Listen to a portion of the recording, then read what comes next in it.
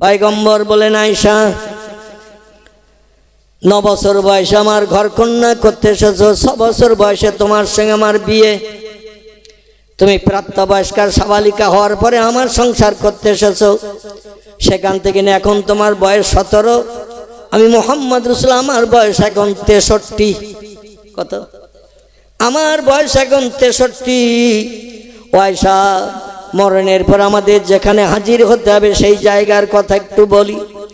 আয়েশা বলেন, আমিয়া যাওজি, বলুন আমি শুনতে রাজি আছি।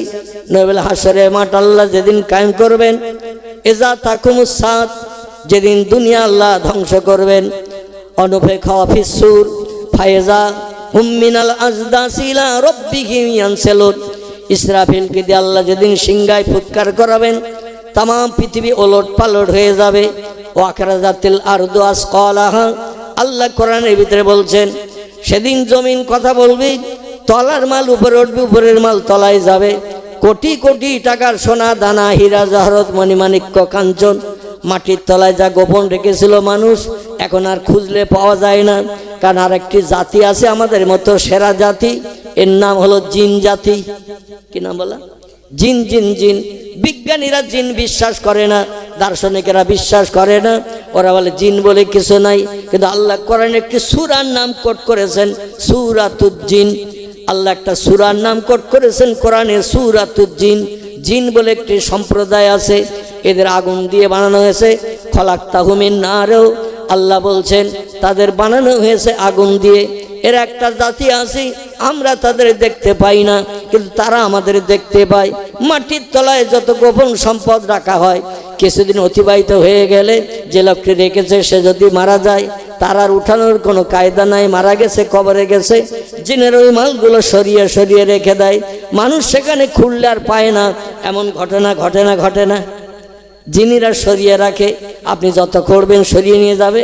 কারণ ওরা মাটির তলা দিয়ে যেতে পারে, পানির ভিতর দিয়ে যেতে পারে, হাওয়ায় শূন্য এরোপ্লেনের মতো উড়ে যেতে পারে, আসমান আকাশের শেষ মাথা পর্যন্ত পৌঁছে যায়। উপরে কি কথাবার্তা হয় আসমানের উপরে, সেটাও পর্যন্ত তারা শোনার অধিকার রাখে। একটা জেন 2500 বছর পর্যন্ত হায়াতে বাঁচে। কত বছর বললেন? 2500 বছর পর্যন্ত একটা জেন পৃথিবীতে হায়াতে বেঁচে আছে, বেঁচে থাকে। আল্লাহ যদি তার হাফ আমাদের দিত, আমরা কি আর মাটিতে পা দিতাম? একটু কথা বলেন। ওদের হাফ যদি দিত, 1200, 1250 বছর বেঁচে থাকার এই সুযোগ যদি আমাদের আল্লাহ দিত, আমরা জমিনে আর পা দিতাম? কাউরে আপন বলে জ্ঞান করতাম, দুনিয়া হাতের মুঠোয় পেয়ে যেতাম, 1250 বছর বাঁচবো। মোল্লা মৌলবী যত বলুক, মসজিদে যাব না, নামাজ আদায় করব না, সকাল সন্ধ্যা কোরআন তেলাওয়াত করব না, আল্লাহ নামের জপ থেকে রাস্তাঘাটে করব না। রাস্তায় যখন চলবো, লাল হলুদ সামনে কটা, পিছনে বেরিয়েছে কটা, এইটা দেখে দেখে পশুর মতো চরিত্র নষ্ট করে আমরা আল্লাহর অধম জাতি হিসাবে বিবেচিত হতাম। উলাইকা কাল আনআম, আল্লাহ বলছেন মানুষ, তাদের একটি গাইড বুক জীবন বিধান দিয়েছি, তার নাম হলো আল কোরআন। কোরআন আমি ঘোষণা করে দিয়েছি, ও হাল্লালা হালালাহু ও হাররামা হারামাহু। কোরআনে তোমাদের জন্য যেগুলো বৈধ ঘোষণা করেছি, এগুলো তোমরা বাস্তব জীবনের সঙ্গে মিলিয়ে নাও। ও হাররামা হারামাহু, কোরআনে যেগুলো নিষিদ্ধকরণ করেছি তা থেকে দূরে সরে থাকো। কোরআনের নির্দেশ যদি মেনে তোমরা চলতে পারো, ইন্নাল্লাযীনা আমানু ওয়া আমিলুস সালিহাতি উলাইকা আসহাবুল জান্নাতি হুম ফিহা খালিদুন। জোরে বলুন একটা আল্লাহু আকবার, আর একটু জোরে বলুন আল্লাহু আকবার। সেই খোদার কসম, সারা জীবনের ভিতরে কোনো ব্যক্তি যদি একটা বার আল্লাহর নামের আওয়াজ তোলে, আল্লাহু আকবার বলে, নবী বলছেন একদিন না একদিন তার জন্য জান্নাত হালাল হবে।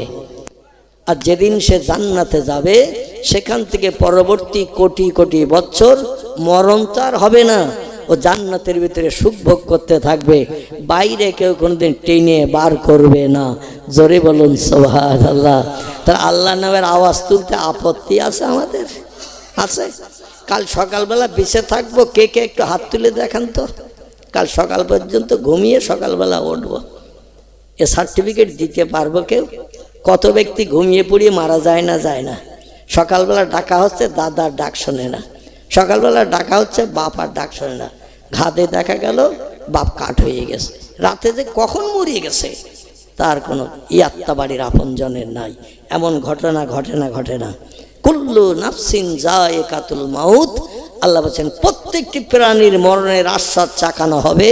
মরণের হাত থেকে কেউ নিষ্কৃতি পেতে পারবে না।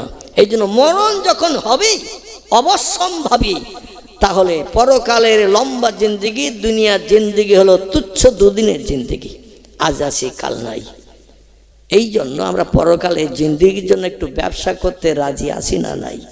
যদি রাজি থাকেন তাহলে পয়গম্বর মুহাম্মদ সাল্লাল্লাহু আলাইহি ওয়াসাল্লাম বলছেন, হাসরের মাঠে তামাম পৃথিবীর মানুষকে আল্লাহ কোন শব্দের মাধ্যম দিয়ে সব কবর থেকে, শ্মশান থেকে, সাগরে যারা ডুবে গেছে, বাঘের পেটে যাদের কবর হয়েছে, জঙ্গলে গেছে বাঘ খেয়ে এনেছে, বাঘের পেটে যাদের কবর, যে যেখানে কবরস্থ হয়ে আছে, আল্লাহ শুধু বলবেন ইন্নামা আমরুহু ইযা আরাদা শাইআন আইয়াকুলা লাহু কুন ফায়াকুন। সূরা ইয়াসিন কোরআনের 22 পারার শেষে আল্লাহ একটি সূরার নাম কোট করেছেন, সূরাতুল ইয়াসিন। এই সূরা ইয়াসিনের শেষ আয়াতের আগের আয়াত, সূরা ইয়াসিনের শেষ আয়াতের আগের আয়াত আল্লাহ তথ্য কোট করেছেন, ইন্নামা আমরুহু, যখন আমি কোনো বিষয়ে কোনো হুকুম করব, এজা আরাদা শাইয়ান, কোনো কিছু তৈরি করার পরিকল্পনা, ইচ্ছা প্রকাশ করব, আইয়াকুলা লাহু, আমার জবান দিয়ে শুধু একটু বলবো কুন, হ, ফায়াকুন, সঙ্গে সঙ্গে সেটা হয়ে যাবে। আমার কোনো কিছু বানাতে, তৈরি করতে 1 সেকেন্ডের জায়গায় 2 সেকেন্ড সময় কোনোদিন লাগেনি এবং ভবিষ্যতও লাগবে না। আমি তোমাদের মধ্যে জয়ী বুড়ো টুড়ো হই না, তোমরা জয়ী হবা, বুড়ো হবা। বাল্যকাল থেকে যৌবনকাল, যৌবনকাল থেকে তোমরা বার্ধক্যকাল, সব সৃষ্টির জীবনে এটা আসবে, কিন্তু আমি আল্লাহ আমারে যেন এই ধারণা করবে না দুনিয়ার বয়স অনেক দিন হয়ে গেছে। আর আল্লাহ যদি দুনিয়া বানিয়ে থাকে, সলিমউদ্দিন দাদা, আব্দুল করিম চাচার থেকে আল্লাহ আরো বেশি বুড়ো হয়ে গেছে, কারণ আল্লাহর বয়স দাদা চাচার থেকে বেশি। আল্লাহ এই ধারণা যেন করিও না আমি আল্লাহ তোমাদের মতো বুড়ো হই না। আমি অতীতে যেমন ছিলাম, বর্তমানে তেমন আছি, ভবিষ্যতেও তেমন থাকবো। জোরে বলুন একটু আমিন। যদি বলো তার কারণ কি, তোমরা বলতে পারো, কারণ সব সৃষ্টির থেকে মানুষ তোমাদের জ্ঞান আমি আল্লাহ একটু বেশি করে দিয়েছি। এই জন্য কোনো তথ্য আমি দিলে তোমরা আবার কারণ দর্শাবে, আল্লাহ কেন এই তথ্যটা দিল, তথ্যটা তো সঠিক নয়। আল্লাহ বলছেন আমার পরিবর্তন এই জন্য নাই, আমি তোমাদের মতো খাই না, তোমাদের মতো ঘুমাই না, তোমাদের মতো পেশাব করি না, তোমাদের মতো পায়খানা করি না, তোমাদের মতো আমার রোগ বেমারি হয় না, ডাক্তার দেখাতে যাই না, মেডিসিনের দোকানে ওষুধ কিনে এনে আবার ঠোঙার গায়ে লিখে আনি না রাতে কোনটা খাবো সকালে কোনটা খাবো। আমার কোনো ওষুধ পান করার দরকার নাই। জীবন আমি বেমারিও হই না, খাই না, পেশাব করি না, পায়খানা করি না, ঘুমাই না। এই জন্য অতীতে যেমন ছিলাম বর্তমানে তেমন আছি, ভবিষ্যতেও তেমন থাকবো। সেই মহান মাবুদ আল্লাহ পাক আমি বলছি, আমি একদিন কোন শব্দ ব্যবহার করব, তবে নাসাই শরীফের হাদিস, তিরমিজি আবু দাউদ শরীফের হাদিস, আল্লাহ নবী বলছেন তামাম পৃথিবীতে যখন আল্লাহ বলার মতো মানুষ কেউ থাকবে না, ইল্লা আল্লাহ আল্লাহ। হাদিস শরীফে এই ভাষাটা এসেছে, পৃথিবীতে যখন মানুষ আল্লাহ বলার মতো মানুষ থাকবে না, বিজ্ঞান দর্শন ইঞ্জিনিয়ারের উপকারে নিয়ে আল্লাহ যখন ভুলে যাবে, মানুষ বলবে there is no god, Allah is nothing. প্রভু বলে কেউ নাই, স্রষ্টা বলে কেউ নাই, পৃথিবী প্রাকৃতিক নিয়মে চলবে, এ চালানোর মালিক টালিকের দরকার নাই। এই রকম চিন্তা ভাবনা মানুষ নিয়ে যখন স্রষ্টা ভুলে যাবে, আল্লাহ ভুলে যাবে, 24 ঘন্টার ভিতরে তামাম পৃথিবীতে মানুষ যখন আল্লাহর নাম ধরবে না, আল্লাহ তখন রাগ করে বলবেন আমার দুনিয়া আমি আর রাখবো না। ওমা খলাকতুল জিন্না ওয়াল ইনসা ইল্লা লিয়াবুদুন। ও মানুষ তোমরা শোনো, পৃথিবীর মুখ তোমাদের দেখিয়েছে, দুনিয়ার ঐশ্বর্য সময় সম্পর্কে অর্থবিত্ত জোগাড়ের জন্য সুযোগ করে দিয়েছে, ব্যবসা বাণিজ্য কাজকর্ম করে ধনী হবে তুমি। তবে শুনে নাও, জেনে রেখে দাও, দুনিয়াদারিতে মত্ত হয়ে মুয়াজ্জিনের আজানে কান দেবে না, মসজিদ মুখো যাবে না, জামাতে শরীক হবে না, রমজানের রোজা রাখবে না, সকাল সন্ধ্যা আমি আল্লাহ আমার পাক কালাম সত্যবাণী কোরআন তেলাওয়াত করবে না, রাস্তাঘাটে চলবে আর তাইরে নারে গান শুনবে, মোবাইল কানে ধরে ধরে কিংবা মোবাইলের লাউড স্পিকার বাড়িয়ে দিয়ে পকেটে থাকলেও গান হয় না। এপারে আমি ওপারে তুমি, মাঝখানে নদী ওই বইয়ে চলে যায়। এরকম কত গান প্রেমিক প্রেমিকার আছে না নাই? আমার ভাইরা, রাস্তাঘাটে পথে চলি, গান শুনি, গান গাই, কুনকুন করে গান গাইতে যাই, মনের মানুষের সম্পর্কে চিন্তা ভাবনা করতে যাই। রাস্তায় যখন চলি মাঝে মধ্যে উদাসীন হয়ে পড়ি। রাস্তায় মাঝে মাঝে ব্যাকের পাশে বাম্পার আছে না নাই? ও বাম্পারের খেয়াল নাই। মনের মানুষের খেয়াল কখন ফোন করবে, কখন তার সঙ্গে একটু কথা বলবো। বাম্পারে ধাক্কা খেয়েছে, নৌক একটা উল্টে গেছে, বলে মা রে বাপ গো, নৌক উল্টে গেছে, রক্ত বার হচ্ছে, কিনকিন করে যন্ত্রণা করে। নৌক উল্টে গেল, বাম্পারে ধাক্কা খেলো, ইটের মাথায় হোঁচট খেলো। আল্লাহর নামের জপ জিকির আমাদের ভিতরে বর্তমানে আর নাই। ঠিক বললাম না? বললাম? আমার ভাইরা, এইরকম পর্যায়ে যখন পৃথিবী দেশে যাবে, আল্লাহ তখন বলেন আমার দুনিয়া আমি আর রাখবো না, বড় সাত করে পাঠিয়েছিলাম তোমাদের আমার ইবাদত বন্দেগী করার জন্য। ওমা খলাকতুল জিন্না ওয়াল ইনসা, সৃষ্টি জগতের ভিতরে দুটি সৃষ্টিকে সেরা করে বানিয়েছি। একটি নাম হলো জিন, এরা মানুষের আগে এসেছিল পৃথিবীতে। 2 নম্বরের সেরা সৃষ্টি হলো মানুষ, ইনসান। লাকাদ খালাকনাল ইনসানা ফি আহসানে তাকবীম। জোরে বলুন একটু আল্লাহু আকবার। আল্লাহ কোরআনে সূরা 3-এর ভিতরে বলছেন, যত সৃষ্টি আমি বানিয়েছি সমস্ত সৃষ্টির ভিতরে সেরার মর্যাদা দিয়ে বানিয়েছি মানুষকে। মানুষ ছাড়ার কোনো সৃষ্টি আমার কাছে সেরা নয়। তবে মানুষ যদি আমার কোরআনের বিধানের মান্যতা না দেয়, আমি কোরআনে বলেছি হারামার রেবা, টাকা দিয়ে বেশি টাকা নিয়ে ওটা হলো সুদ। কোরআন আমি জানিস হারামাল খামার, মদের ধারে পাশে জানো যে না, মদের গেলার হাতে করো না, মাদক দ্রব্য নেশাকর বস্তু পান করিও না। ইন্নামাল খামরু ওয়াল মাইসিরু ওয়াল আনসাবু ওয়াল আজলামু রিজজুম মিন আমালিশ শাইতান। আল্লাহ বলছেন নিশ্চয়ই মদ, তাস, পাশা, জুয়া, নিশ্চয়ই প্রতিমা পূজা এবং লটারি কাটা, এই সমস্ত কাজগুলো আমি আল্লাহ কোরআনে হারাম সাব্যস্ত করে দিয়েছি। মদের ধারে পাশে যাবে না, তাস পাশা জুয়া খেলবে না, এমন করে তোমরা সিনেমা যাত্রা থিয়েটারে যাবে না। আল্লাহ কোরআন নিষিদ্ধকরণ করেছে, যেগুলো নিষেধ করেছে সেগুলো আমরা মানি না। আল্লাহ কোরআনে বলেছেন ওয়াকিমুস সালাত, মুয়াজ্জিন যখন মসজিদে আজান ধ্বনি দেবে, খুব ভালো করে শুনবেন এই কথাটা এবার। আল্লাহ বলছেন ওয়াকিমুস সালাত, তোমরা নামাজ প্রতিষ্ঠা করো, নামাজ কায়েম করো। নামাজ পড়তে গেলে আমাদের চিন্তা ভাবনা করতে হয় না মুয়াজ্জিন কখন আজান দেবে মসজিদে, ঠিক না ভুল? মুয়াজ্জিন যদি মসজিদে আজান না দেয়, তাহলে কোন ওয়াক্তের নামাজ পড়ার জন্য ডাকতেছে এটা বুঝতে আর অসুবিধা হবে কার? দুপুরবেলা যদি মুয়াজ্জিন আজান দেয় তাহলে কি ওয়াক্ত বুঝবো? জোহর। যদি বিকালবেলা আজান দেয় তাহলে কি ওয়াক্ত বুঝবো? আসর। সন্ধ্যাবেলা যদি মুয়াজ্জিন আজান দেয় মসজিদে, কি ওয়াক্ত বুঝবো? আর রাত 1-1.5 ঘন্টা 2 ঘন্টা পেরিয়ে গেলে আজান দিলে ওটা কি ওয়াক্ত বুঝবো? এশা। ভোরবেলা মুয়াজ্জিন যখন বলে আসসালাতু খায়রুম মিনান নাওম, মলিয়াপুরে বলে না মুয়াজ্জিন, চাকরি রক্ষা করার জন্য। কারণ এটা বললে মুয়াজ্জিনের চাকরি আবার কত যুবক ক্যান্সেল করবে তা ঠিক নাই। কারণ মুয়াজ্জিন বলছে তোমার ঘুমের বিছানা থেকে নামাজ উত্তম।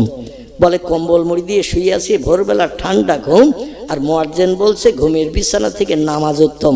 মুয়াজ্জিনের চাকরি কি করে ক্যান্সেল করা যায়? 12 জন জোগাড় কর।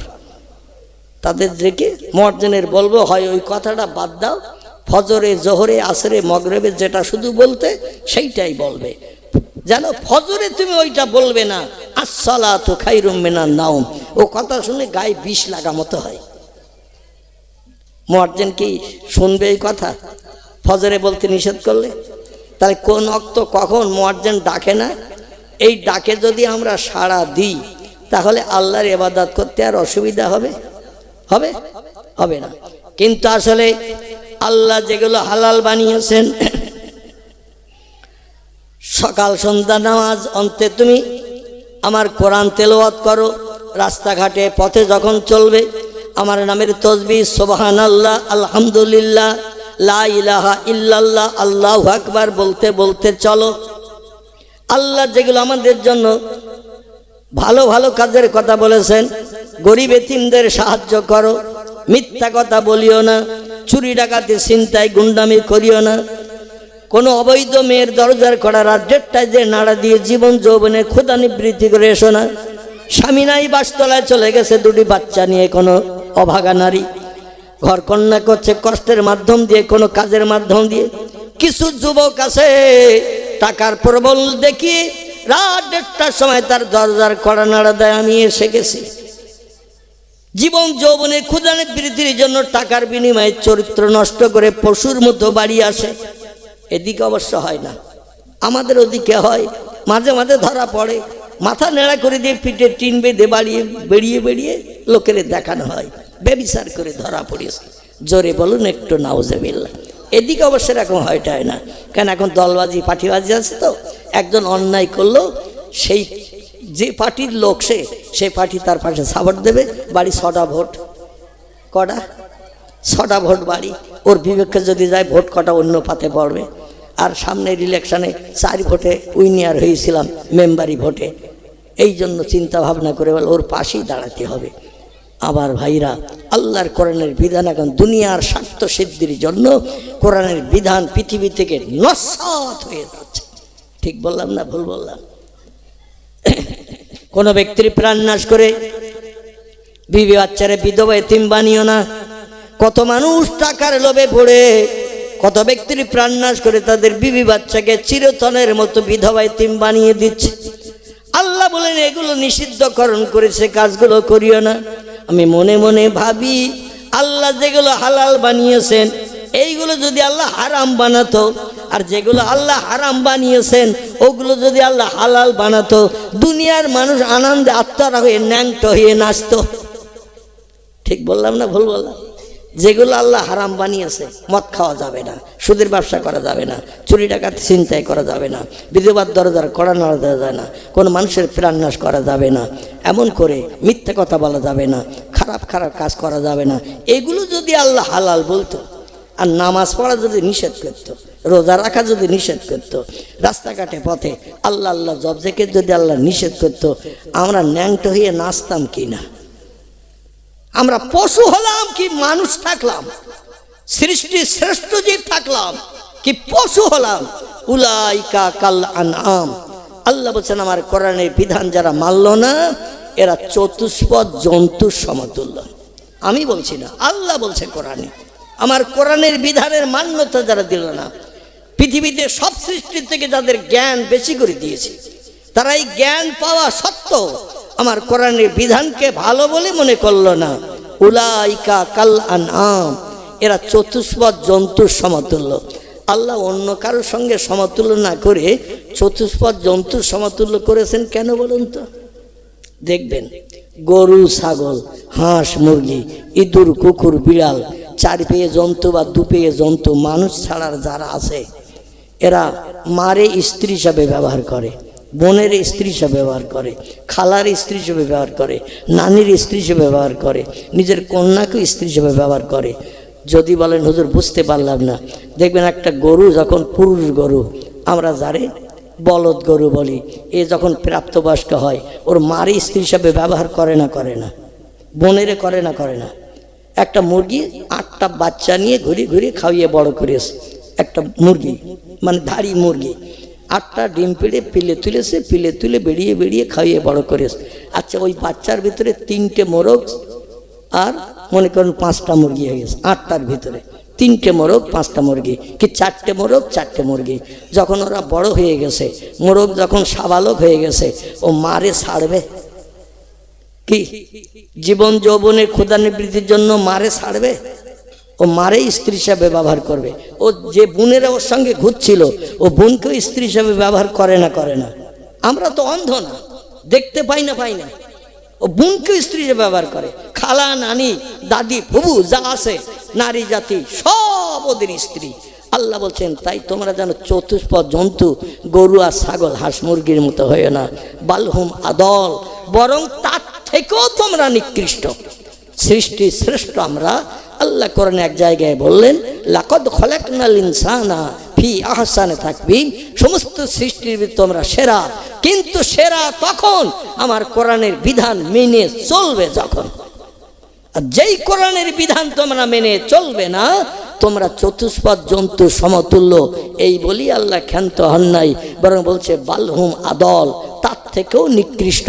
উলাইকা হুমুল গাফিলুন, তোমরা হলে অপদার্থ। আমার সৃষ্টি বানানোটাই অপদার্থতার দায়িত্ব পালন করেছ। আমি আল্লাহ তোমাদের সঙ্গে আর কোনো সম্পর্ক রাখি না। আর যাদের সঙ্গে আমি আল্লাহ সম্পর্ক রাখি না এদের ঠিকানা কোথায় হবে? একটু জোরে বলেন। আচ্ছা, এখন বললেই কি জাহান্নামে যেতে হবে? হ্যাঁ, এখন বললেই জাহান্নামে যেতে হবে না তো? এখনো মরণ বাকি। আর না মরলে তো কবরে দেবে না, আর কবরে না যাওয়া পর্যন্ত জাহান্নামের অ্যাকশন শুরু হবে না। ঠিক বললাম না ভুল বললাম? কবরে না যাওয়া পর্যন্ত জাহান্নামের অ্যাকশন শুরু হবে না। এই জন্য এখনো মরণ বাকি, আত্মীয় স্বজনের খবর বাকি, শেষ গোসল বাকি, কাপড়ের কাপড় পরানো বাকি। এখন তারপরে মরণ হবে, আত্মীয় স্বজন আসবে, গোসল করাবে, জানাজা পড়াবে, খাটিয়ায় করে নিয়ে কবরে যাবে, তারপরে পুঁতে দেওয়ার পরে অ্যাকশন। এই জন্য একটু জোরে বলুন, আল্লাহর বিধানের অমান্যতা দিলে আমাদের ঠিকানা কোথায় হবে? জাহান্নাম। যদি বলেন হোয়াট ইজ দ্য ডকুমেন্ট, একটা ছোট্ট তত্ত্ব দিয়ে সামনের দিকে এগিয়ে নিয়ে যাব। মাইশার কথা বলছিলাম, মনে আছে তো নাকি? আছে না? খেয়ে ফেলেছেন? একটু ধরে দেবেন আমার, আমি যেখানে রেখে এসেছি ওইখানে নিয়ে যাব। আবার আমার ভাইরা, আল্লাহ বলছেন ওয়ালাহুম মাকামিউ মিন হাদিদিন কুল্লামা আরাদু আইয়াখরুজু মিনহা মিনাল গাম্মি উইদু ফিহা ওয়াযুকু আযাব। আল্লাহ কোরআনে বলছেন যেই তোমার আপনজন কবরে দিয়ে যাবে, সঙ্গে সঙ্গে আমার তরফ থেকে দুইজন ফেরেশতা কবরে চলে যাবে। ওয়ালাহুম মাকামিউ মিন হাদিদিন, দুইজন ফেরেশতা কবরে ঢুকে যাবে। আপনজন যখন কবরে তোমারে পুঁতে দিয়ে বাড়ির দিকে চলে আসবে, দুইজন ফেরেশতা কবরে ঢুকবে। নবী হাদিস শরীফে জানি তাদের নাম মুনকির নকির। কি নাম? মুনকির নকির। এরা কবরে এসে হাজির হবে। এখন এই যে লোকটা কবরে পোতা হলো, এ জিন্দা না মরা? কবরে যাদের পোতা হলো এরা জিন্দা না মরা? মরা বলে পোতা হয়েছে। জিন্দা হলে কোনো মানুষ কবরে যেতে চাইবে না। ঠিক বললাম না ভুল বললাম? দেহ থেকে প্রাণ বার করা হয়ে গেছে, আপনি মরণ বরণ করেছেন। আল্লাহ বলছেন সুম্মা ইউমিতুকুম, দুনিয়ার জিন্দেগি তোমাদের চিরস্থায়ী জিন্দেগি নয়। অর্থ সম্পদ, জায়গা জমি, ঘর বাড়ি, বিল্ডিং বালাখানা, সুন্দরী স্ত্রী, বাচ্চা কাচ্চা সব ফেলে রেখে খালি হাতে চলে আসতে হবে কবরে। কবরে আসার পরে ওই মরণ অবস্থায় তুমি কবরে কাফনের কাপড় পরে থাকবে যত সময় আমার দুইজন পরীক্ষক কবরের ভিতরে না ঢুকবে। এই পরীক্ষক কবরে ঢুকে যেয়ে বলবি কুম বিজনিল্লাহ ইয়া আব্দাল্লাহ, আল্লাহর বান্দা, আল্লাহর বান্দি, এত সময় তোমার দেহ থেকে প্রাণ বার করা হয়েছিল বলে তুমি ছিলে অচল। তা আপনজন গরম পানি ঢেলে দিয়ে তোমার শেষবারের মতো গোসল করিয়েছে। আহু, তুমি কিছুই করো নাই, কারণ তোমার দেহে প্রাণ ছিল না, তাই জ্বালা যন্ত্রণা কিছুই বুঝতে পারো নাই। এবার আমরা এসে গেছি আপনজনের কাজ শেষ হওয়ার পরে। কুম বিজনিল্লাহ, আল্লাহর হুকুমে কবরে এবার আগের মতো জিন্দা হও। যেই বলবে ফেরেশতারা জিন্দা হও, সঙ্গে সঙ্গে কবরের নারী হোক পুরুষ হোক, বাচ্চা হোক বৃদ্ধ হোক, সবাই তখন জিন্দা হয়ে যাবে। জোরে বলুন একটু আমিন।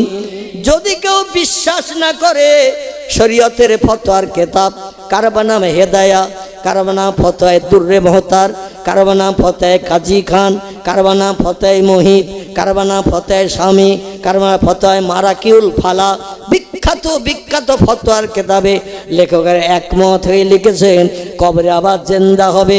এটা যদি কোনো ব্যক্তি বিশ্বাস না করে সে লোকটি কাফের হিসাবে আল্লাহর কাছে বিবেচিত হবে। আমরা কেউ কাফের হতে চাই? তাহলে কবরে জিন্দা হবে। কোরআন বলছে ফাহিয়াকুম, জিন্দা করে মায়ের উদর থেকে দুনিয়ার মুখ তোমাদের দেখিয়েছি। এই জিন্দা চিরস্থায়ী জিন্দা নাই।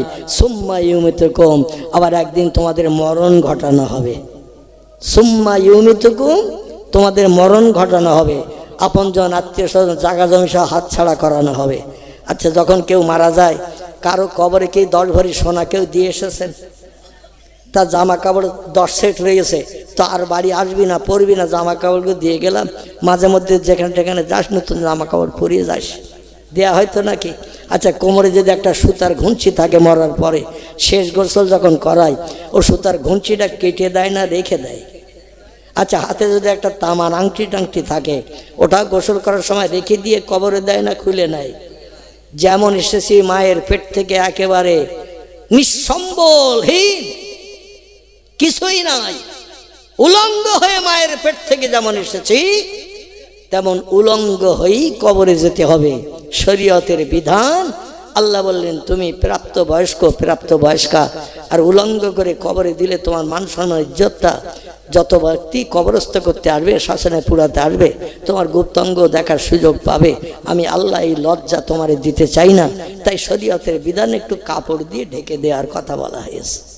আহারে আমার ভাইরা, আল্লাহ নবী বলছেন আয়েশা, এ আয়েশা, হাসরের মাঠ যেদিন সংগঠিত হবে, তামাম পৃথিবীতে বর্তমান 256টির মতো দেশ, এই সব দেশের মানুষকে আল্লাহ একটা মাঠে হাজির করবে। কটা মাঠে? একটা মাঠে হাজির করবে। আচ্ছা, সব দেশের মানুষ অতীতকাল থেকে নিয়ে ভবিষ্যৎকাল, এখন থেকে নয়, এরপরে নাতি নাতকুল বাচ্চা কাচ্চাদের আসবে পৃথিবীতে, অতীত বর্তমান ভবিষ্যৎ 3 কালের সব মানুষকে হাজির করা হবে। বিজ্ঞানীদের যদি বর্তমানে জ্ঞানী ব্যক্তি যারা জিজ্ঞাসা করা হয় এই 3 কালের অতীত বর্তমান ভবিষ্যৎ 3 কালের মানুষ কত কোটি হবে, বিজ্ঞান উত্তর দেবে তো দেবে। যেটা আমরা জানি না সেটা জানে কে? সেটা জানেন আল্লাহ সুবহানাহু ওয়া তাআলা। এখন সব মানুষ যদি এক মাঠে হাজির হয় জায়গা ধরবে বলে মনে হয়? এ হয় মাঝে মাঝে যখন রাজনৈতিক মিটিং হয়, প্রধানমন্ত্রী মুখ্যমন্ত্রী আসে, মাঝে মধ্যে মাঠ ফিল আপ হয়ে যায়, ঘরে ছাদের ওপরে লোক ওঠে। এ ঠিক বলছি না ভুল বলছি? রাস্তাঘাট সব জাম হয়ে যায়, বহু মানুষের আনাগোনা। আচ্ছা, যে মাঠে আল্লাহ হাজির করবেন এ মাঠে জায়গা হবে দুনিয়ার সব দেশের মানুষকে একসঙ্গে তুললে? আহা, আল্লাহ বলছেন আমি শুধু বলবো কোন, ফায়াকুন, সঙ্গে সঙ্গে মাঠ চওড়া হয়ে যাবে।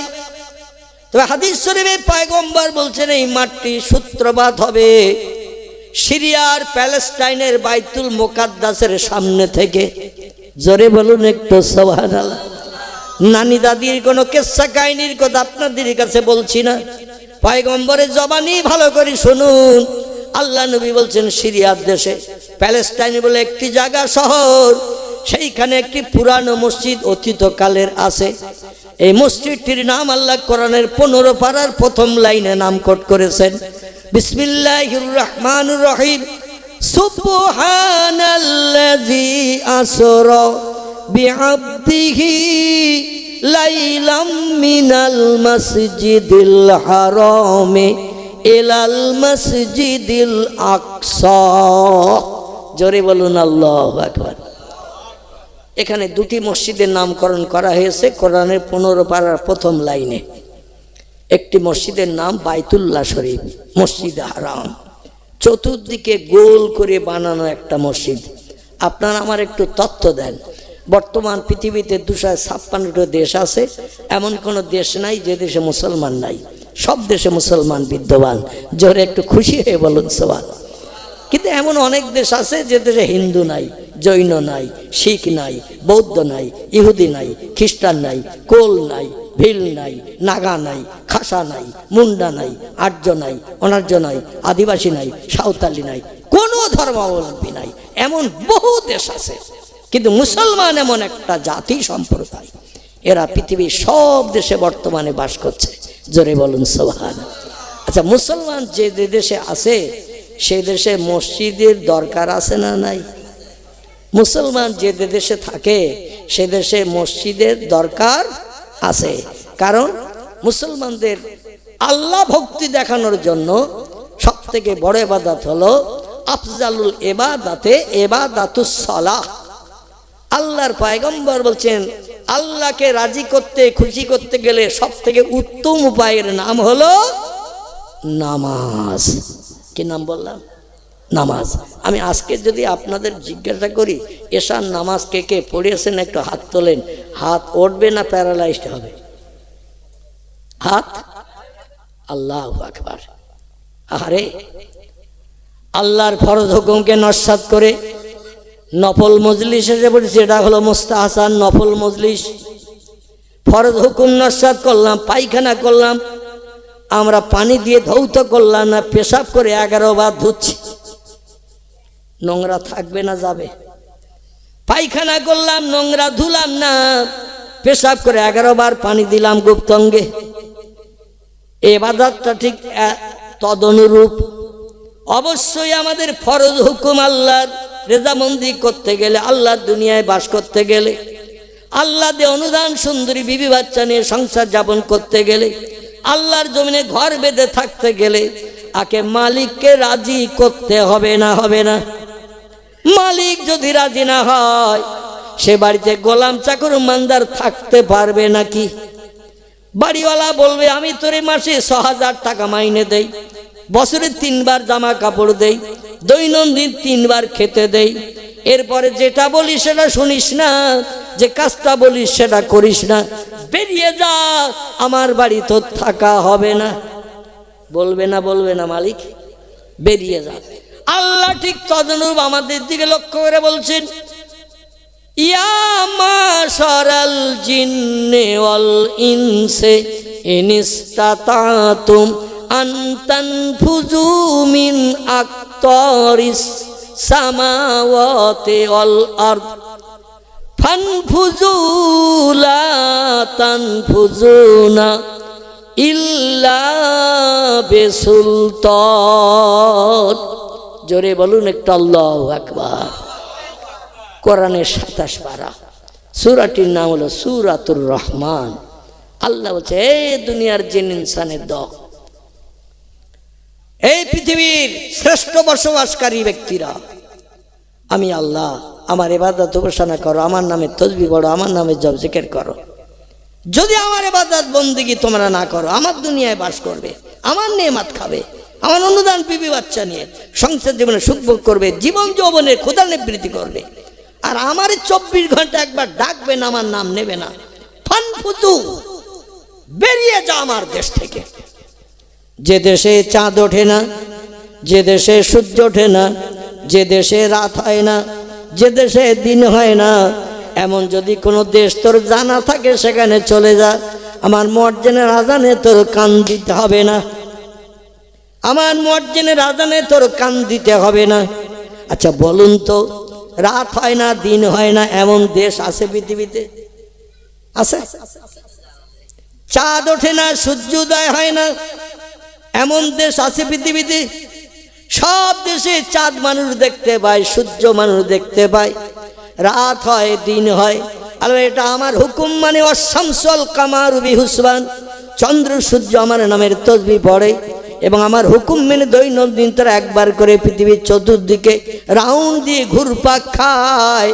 তা রাতের পরে দিন হয় আর দিনের পরে রাত হয়। আমি জ্যান্ত ক্যালেন্ডার তোমাদের গায়ে লাগিয়ে দিয়েছি, সেটির নাম হলো চাঁদ। চাঁদ চাঁদ আমি চাঁদ যদি উদয় না করতাম, মাস বছর গণনা তোমরা করতে পারতে না। জোরে বলুন একটু সুবহানাল্লাহ। এত কিছু নেয়ামত তোমাদের দেয়া সত্ত্বেও আমি আল্লাহ আমার কাছে মাথা নত করো না। এই জন্য আমি রাগ করে বলেছি, বেরিয়ে যাও আমার পৃথিবী থেকে, আমার দুনিয়ায় তোদের থাকার জায়গা নাই। আল্লাহ যেমন রাগী তেমন আবার দয়ালু, ঠিক না ভুল? আল্লাহ কাহার নাম যেমন নিয়েছেন, জব্বারের নাম নিয়ে যেমন নিয়েছেন, রাগান্বিত মেজাজ করে মাঝে মাঝে আল্লাহ কথা বলেন। আর আল্লাহর নাম রহমান, আল্লাহর নাম রহিম, আল্লাহর নাম গফফার, আল্লাহর নাম করিম, আল্লাহর নাম সাত্রুল উয়ুব। বান্দা যত পাপ, যত অপরাধ, যত ভুল করেছো, আমার কাছে খালেস অন্তরে একটু তওবা করো, আমার কাছে ফিরে আসো। তওবাতুন নাসুহা, খালেস অন্তরে তওবা করলে পূর্ব জীবনের সমস্ত গুনাহ মাফ করে দিয়ে বেগুনাহ মাসুম বানিয়ে তোমার জন্য ঠিকানা বানাবো জান্নাত। নারায়ে তাকবীর। আল্লাহ বলছেন লা তানফুজুনা, রাগের বসে পড়ে তোদের কাজকর্মের দিকে আমি বলছি বেরিয়ে যা আমার পৃথিবী থেকে। ফানফুজু, বেরিয়ে যা আমার পৃথিবী থেকে। কিন্তু আমি চিন্তা ভাবনা করলাম যাবি কোথায়? যেখানে যাবি সেটা আমার দেশ, যেখানে থাকবি সেটা আমার হুকুম মেনে চলে। যাওয়ার কোনো জায়গা নাই নাই নাই, এই পৃথিবী থেকে কোথাও যাওয়ার জায়গা নাই। এই জন্য যেতে যখন পারবি না, আমি আল্লাহ আমার জমিনে একটু কপালটা ঠেকা। কি ঠেকা? কপাল ঠেকা। আফজালুল ইবাদাতি ইবাদাতুস সালাহ। আল্লাহর নবী বলছেন দুনিয়ায় আল্লাহকে রাজি করতে গেলে সবথেকে উত্তম উপায়ের নাম হলো নামাজ। তো এই নামাজ শুধু ফজরের নামাজ নয়, জোহর নয়, আসর নয়, মাগরিব নয়, এশা নয়। আল্লাহর দুনিয়ায় বাস করতে গেলে দৈনন্দিন নামাজ পড়তে হবে। তবে আল্লাহকে যদি রাজি করতে চান, আল্লাহকে যদি আপন বানাতে চান, একটু বাড়তি ওভার ডিউটি দিতে হবে। বোঝা যাচ্ছে তো না? খুব কড়া হচ্ছে ভাষা আমার ভাই। আমি সরল বাংলা ভাষায় গ্রাম এলাকার প্রোগ্রাম, এই জন্য সরল ভাষায় বলছি। আল্লাহ বলছেন একটু আমার সঙ্গে সম্পর্ক যদি বন্ধুত্ব গাঢ়তর করতে চাও, স্বামী স্ত্রীর মতো আপন সম্পর্ক যদি আমার সঙ্গে বানাতে চাও, বাপ মায়ের মতো নিবিড় সম্পর্ক যদি আমার সঙ্গে তৈরি করতে চাও, বাচ্চা ছেলেরা বাপের কাছে যদি বলে আব্বা আইসক্রিম হলে সে আইসক্রিম খাবো, বাপ যদি বলে ও খেতে নাই ওতে পোকা, বাচ্চাটা শুয়ে পড়ে সামনে গড়াগড়ি দেয় কিনা? তাই তো, বাচ্চা গড়াগড়ি দিচ্ছে, বাপ পকেটে হাত দিয়ে দেখলো পয়সা নাই, তবু যে কোনো ব্যক্তির কাছ থেকে ধার করে নিয়ে বা ছেলের কান্না বন্ধের জন্য আইসক্রিম কিনে দেয় না? দেয় না? এ রক্তের বাঁধনকারী সম্পর্ক। তাই আল্লাহ বলছেন আমি দুনিয়ার জমিনে রক্তের বাঁধনে সম্পর্ক তৈরি করেছি পিতামাতার সঙ্গে সন্তানের, তার থেকে আমার সঙ্গে সম্পর্ক গাঢ়তর তৈরি যারা করবে তারা হবে স্বামী স্ত্রী থেকে আমার আরো বেশি আপন। মাঝে মাঝে তোমাদের ভিতরে অশান্তি হলে ডিভোর্স হয়, স্বামী স্ত্রী পৃথক হয়, হয় না? হয় না? বাপ ছেলেরে ছেড়ে পালিয়ে অন্য জায়গায় চলে যায়, ছেলে বাপের ছেড়ে পালিয়ে অন্য জায়গায় চলে যায়, বাপও মাঝে মধ্যে ঘর ছেড়ে চলে যায়, মাঝে মধ্যে ছেলে ওই ঘরে বসবাসের জন্য বাপের মার্ডারও করিয়ে দেয়, স্বামী স্ত্রীরাও মার্ডার করে। এত গাঢ় নিবিড় সম্পর্ক হওয়া সত্ত্বেও একে অপরের সঙ্গে বিচ্ছেদ হয়। আল্লাহ আমার সঙ্গে গাঢ় সম্পর্ক তৈরি করতে গেলে, একেবারে আপন আমার রহমতের কোলে উঠতে গেলে তোমার একটা কাজ করতে হবে, সেটা একটু বাড়তি ওভার ডিউটি দিতে হবে। সেটির নাম হলো ইশরাকের নামাজ, সেটির নাম হলো চাশতের নামাজ, সেটির নাম হলো আওয়াবিনের নামাজ, সেটির নাম হলো তাহাজ্জুদের নামাজ। বোঝা গেল? আচ্ছা, এই যে চাশত বললাম, ইশরাক বললাম, আওয়াবিন বললাম, তাহাজ্জুদ বললাম, আমি যদি বলি ভাই হাত তুলে দেখান কে পড়েন, হাত উঠবে কারো? আগে যেমন হাত উঠেনি এখনো তেমন হাত উঠবে না। তাহলে আমরা রাস্তাঘাটে, পথে, হাটে, মাঠে বিপদে মুসিবতে পড়লে আল্লাহর সাহায্য পেতে পারবো বলে মনে হয়? পারবো? কারণ আল্লাহরে তো নেই না, আল্লাহর জন্য একটু সময় দিই না, আর বলে আল্লাহ আমার দিক তাকায় না। অনেক মেয়েরা মাঝে মাঝে বলে আমার একটা মাত্র ছেলে বাড়ির সামনে পুকুরে খেলতে যেয়ে কখন ডুবে মরে গেছে। আব্দুল করিমের 4টে ছেলে, একটা যদি মরতো তাও তার 3টে ছেলে থাকতো। আল্লাহর চোখ নেই, আল্লাহ ঠিক বিচার করে না। আমার একটা ছেলে আমার নিঃস্ব কাঙাল করে আমার কলিজা তুষের আগুনে পুড়িয়ে দিয়েছে। মাঝে মাঝে মেয়েরে এমন বলে না, বলে না। আসলে সন্তান দিয়েছেন কে? আল্লাহ দিয়েছেন। আল্লাহ বলছেন আমি দিয়েছি, আর আমি যদি তুলে নেই তোর এত আপত্তি কেন? দিয়েছি তো আমি, আবার তুলে নিচ্ছি আমি একটু তোর ঈমান পরীক্ষা করছি। আমার সঙ্গে মহব্বত প্রেম ভালোবাসা কত? সন্তানের প্রেম ভালো না আমার প্রেম ভালো? নবী বলছেন লা ইউমিনু আহাদুকুম হাত্তা কুনা হাব্বা ইলাইহি মিন ওয়ালিদিহি ওয়া ওয়ালাদিহি ওয়ান নাসি আজমাইন, রাওয়াহু মুসলিম। ইমাম মুসলিম বিন হাজ্জাজ রাহমাতুল্লাহ আলাইহি ওনার লিখিত সহিহ মুসলিম শরীফের ভিতরে হাদিসটি নকল করেছেন ইমাম মুসলিম বিন হাজ্জাজ রাহমাতুল্লাহ আলাইহি। নবী বলছেন লা ইউমিনু আহাদুকুম, তোমাদের ভিতরে ওই লোকটা ওই সময় পর্যন্ত পূর্ণ ইমানদার পাক্কা ইমানদার হিসাবে বিবেচিত হতে পারলো না, আল্লাহর দরবারে পাক্কা ইমানদার হিসাবে গ্রহণীয় হতে পারলো না, হাত্তা আকুনা আহাব্বা ইলাইহি, যত সময় না পর্যন্ত ওই লোকটি আমি মুহাম্মদ রাসূলুল্লাহ আমাকে আল্লাহর পরে সব থেকে বেশি ভালো না বাসবে।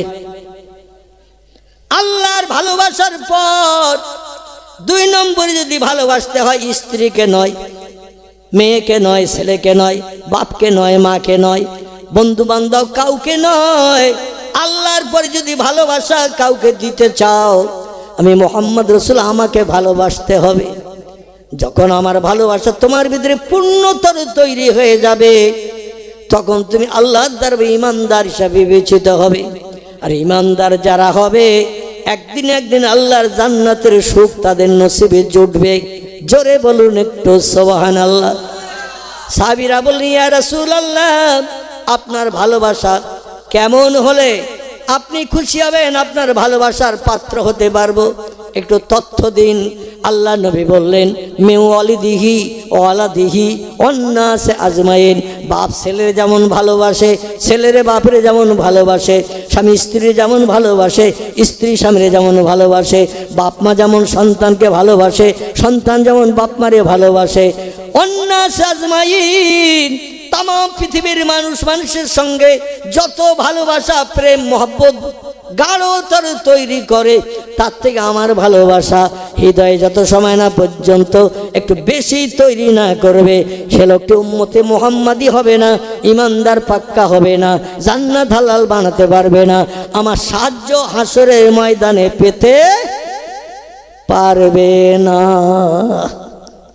নবী বলছেন বাপের সঙ্গে ছেলের ভালোবাসা, ছেলের সঙ্গে বাপের ভালোবাসা, মায়ের সঙ্গে মেয়ের ভালোবাসা, মেয়ের সঙ্গে মায়ের ভালোবাসা, স্বামীর সঙ্গে স্ত্রীর ভালোবাসা, স্ত্রীর সঙ্গে স্বামীর ভালোবাসা, পৃথিবীতে এটা সব থেকে গাঢ়তর না? এই ভালোবাসাটা সব থেকে গাঢ়তর। বন্ধুর সঙ্গে বন্ধুর ভালোবাসা, দীর্ঘদিন এক অফিসে কাজ করে, একসঙ্গে অফিসে থাকে, 5-7 ঘন্টা গল্প গুজব করে, আবার বাড়ি চলে যায়, যার সেই বাড়ি, পরের দিন আবার গেলে দেখা হয়, একটা ভালোবাসা চাকরিজীবীদের ভিতরে তৈরি হয় না? এর থেকে বেশি ভালোবাসা আমি মুহাম্মদ আমার সঙ্গে আমার উম্মত যত সময় তৈরি করতে না পারবে সে লোকটি পাক্কা ইমানদার হবে না, জান্নাতের চির সুখী ওই লোকটি হতে পারবে না। আসুন আমরা কেমন নবীর সঙ্গে ভালোবাসা, আল্লাহর সঙ্গে ভালোবাসা তৈরি করেছি। পৃথিবীতে 2টি দলের মানুষ, আমি খুব সংক্ষেপ করে বলতে যাচ্ছি, 2টি দলের মানুষ আল্লাহর সঙ্গে সম্পর্ক নিবিড়তর তৈরি করেছিল। কত দল বলেন? এই 2টি দলের মানুষ তাম পৃথিবীতে আল্লাহর সঙ্গে পয়গম্বর মুহাম্মদ রাসূলুল্লাহর সঙ্গে নিবিড়তর তৈরি করেছে মাত্র 2টি দলের মানুষ। আচ্ছা এই দল 2টির নাম কি বলেন তো? আলেম, হাফেজ, মুফতি, কারি, মসজিদের ইমাম, মুয়াজ্জিন, এরা না অন্য কেউ? আহারে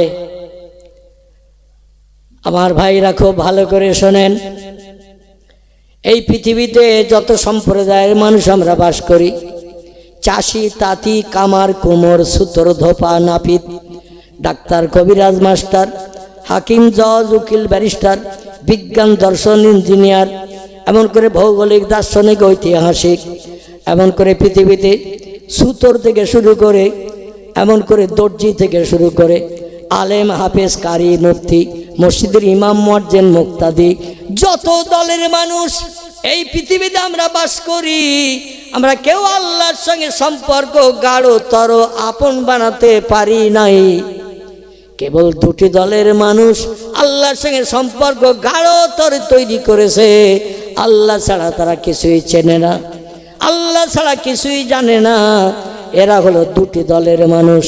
একটি দলের নাম হলো নবী আম্বিয়ার দল, একটি দলের নাম হলো ওলি আউলিয়ার দল। সেই খোদার কসম, আর কোন দলের মানুষ আল্লাহর সঙ্গে সম্পর্ক নিবিড় গাঢ়তর তৈরি করতে পারেনি। এই দুটি দলের মানুষ আল্লাহর সঙ্গে এমন নিবিড় সম্পর্ক তৈরি করেছিল, বিপদে মুসিবতে দুঃখে দুর্দশায় অভাবে সমস্যায় রোগে শোকে যখনই তারা পড়েছেন আল্লাহ ছাড়া কারো কাছে হাত পাতেনি এবং আল্লাহ তাদের মুখে হাসি ফুটিয়ে দিয়েছেন। কোরআন হাদিস তার বাস্তব প্রমাণ দলিল। জোরে বলুন একটু সুবহানাল্লাহ, নারায়ে তাকবীর। বোঝা গেল? আপনি হয়তো বলেন হুজুর আমাদের গ্রামের মসজিদের ইমাম 35 বছর ইমামতি করছে, 5 ওয়াক্ত প্রতিদিন নামাজ পড়ায় ফজর থেকে এশা পর্যন্ত, তাহলে আমাদের ইমাম ওই দলে নেই? ভাই বোঝা যাচ্ছে তো? আমাদের ইমাম কি ওই দলে নেই যে প্রতিদিন 5 ওয়াক্ত নামাজ পড়ায়? শীতকাল, গ্রীষ্মকাল, বর্ষাকাল কোনো দিন নামাজ কাজা করে না, প্রতিদিন 5 ওয়াক্ত নামাজ পড়ায়। মুক্তাদের যে তার পেশা আল্লাহু আকবার তাকবীর তাহরিমা বাদে। আমাদের ইমাম সাহেব রয়েছে আমাদের মসজিদে 35 বছর, আর আপনি ইমামের নামও একটু করলেন না। আরে আপনাদের গ্রামের ইমাম যদি 35 বছর ইমামতি করে, আমি অধম একটা মসজিদে ইমামতি করছি 40 বছর। ক বছর? আমি অধম একটি মসজিদে ইমামতি করছি বর্তমান 40 বছর। তাহলে আপনাদের ইমামের থেকে আমার 5 বছর বেশি। তাহলে আমার নামটাও তো আমি বলতে পারতাম, আমি 40 বছরের ইমাম, এ বলতে পারতাম না? কিন্তু আমি আমার নামটা বললাম না। এই জন্য বললাম না, আল্লাহরে আমরা চিনি নাই, ইমাম হলেও চিনি নাই, মুয়াজ্জিন হলেও চিনি নাই, আলেম হলেও চিনি নাই, হাফেজ হলেও চিনি নাই, কারি হলেও চিনি নাই, মুফতি হলেও চিনি নাই, চিনতে পারি নাই। কারণ হলো চিনেছে তারা। একটা দলের নাম হলো নবী আম্বিয়ার দল, আল্লাহ ছাড়া কিছুই জানতো না তারা। আর একটি দলের নাম হলো ওলি আউলিয়ার দল, আল্লাহ ছাড়ার কিছুই জানতো না তারা। সব সমস্যার সমাধান আল্লাহর কাছে তুলে ধরতেন। আল্লাহ বলছেন উদুনি, আমার কাছে চাও, আস্তাজিব লাকুম, আমি তোমাদের দাবি পূরণ করে মুখে হাসি ফুটিয়ে দেব। এটা হলো কোরআনের কথা। জোরে বলুন একটু সুবহানাল্লাহ। আচ্ছা, আমরা বর্তমানে যারা আলেম মুফতি, মসজিদের ইমাম, এমন করে হাজি গাজী সুফি দরবেশ যত দলের আছি, মাঝে মধ্যে গ্রামের মেম্বারের কাছে যাই না, প্রধানের কাছে যাই না, থানার ওসির কাছেও যাই না, বিভিন্ন মানুষের কাছে সমস্যা জানাতে যে তার দরবার করি। সেই খোদার কসম, এই দুটি দলের মানুষ দুনিয়ার মানুষের কাছে কোনোদিন সাহায্যের জন্য হাত পাততে যায়নি। এরা হলো নবীর দল, এরা হলো অলির দল। এরা কেমন সাহায্য পেয়েছে, আসুন এবার আপনাদের নিয়ে একটু সামনের দিকে এগিয়ে যাই। এখনো ওয়াজের থলি ভর্তি হয়নি তো নাকি? যদি বলেন হুজুর ভর্তি হয়ে গেছে কানায় কানায়, এখনই কিয়াম করে দোয়া করে দেব। আর যদি বলেন এখনো ভর্তি হয়নি, হ্যাঁ হাফ প্যাকেট হয়েছে, আল্লাহ হবে। আমি তো মনে করছিলাম লাল শাক, পালং শাক, পুঁই শাকের তাড়ি আপনারা আগে থাকতে কিনে থলি কানায় করে ফেলেছেন। শেষবেলা আমি যা দেব এই কানা দিয়ে কলসির মতো উতলে গড়িয়ে পড়ে কি না, এই চিন্তা ভাবনা আমার হচ্ছিল। তবে যদি থলি কারো ভর্তি হয়ে যায় লাল শাক, পালং শাক, পুঁই শাক, লাউ শাকের তাড়ি দিয়ে থলি যদি কানায় হয়, একটা প্রসেস অবলম্বন করলে আর 2-1 কেজি মাল রাখা যাবে। সে প্রসেসটা হলে একটু ঝাঁকার বেড়ে নিতে হবে। থলি কানায় হয়ে গেছে, একটু ঝাঁকার মেরে নেবেন, দেখবেন আবার 2-1 কেজি মাল ঢোকানো যাবে। ঠিক কি না? একটু উচ্চারণে কলেমার জিকির, লা ইলাহা ইল্লাল্লাহ, লা ইলাহা, লা ইলাহা ইল্লাল্লাহ মুহাম্মাদুর রাসূলুল্লাহ। কাক ডাকে কাকা রবে, কাক ডাকে কাকা রবে, কোকিলের স্বর মধুর লাগে, ডাকে সেই হেমন্তের হাওয়ায় আল্লাহ ছাড়া মাবুদ নাই, বলো লা ইলাহা, প্রাণ ভরে পড়ুন, লা ইলাহা ইল্লাল্লাহ, লা ইলাহা, লা ইলাহা ইল্লাল্লাহ মুহাম্মাদুর রাসূলুল্লাহ। কিয়ামত পর্যন্ত পৃথিবীতে নবী আর আসবে? নবী আর আসবে না।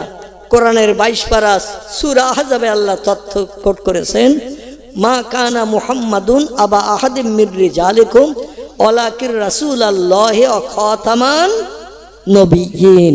আল্লাহ হচ্ছে নবী শেষ করে দিলাম পৃথিবীতে মুহাম্মাদুর রাসূলুল্লাহকে দিয়ে। জোরে বলুন একটু সুবহানাল্লাহ।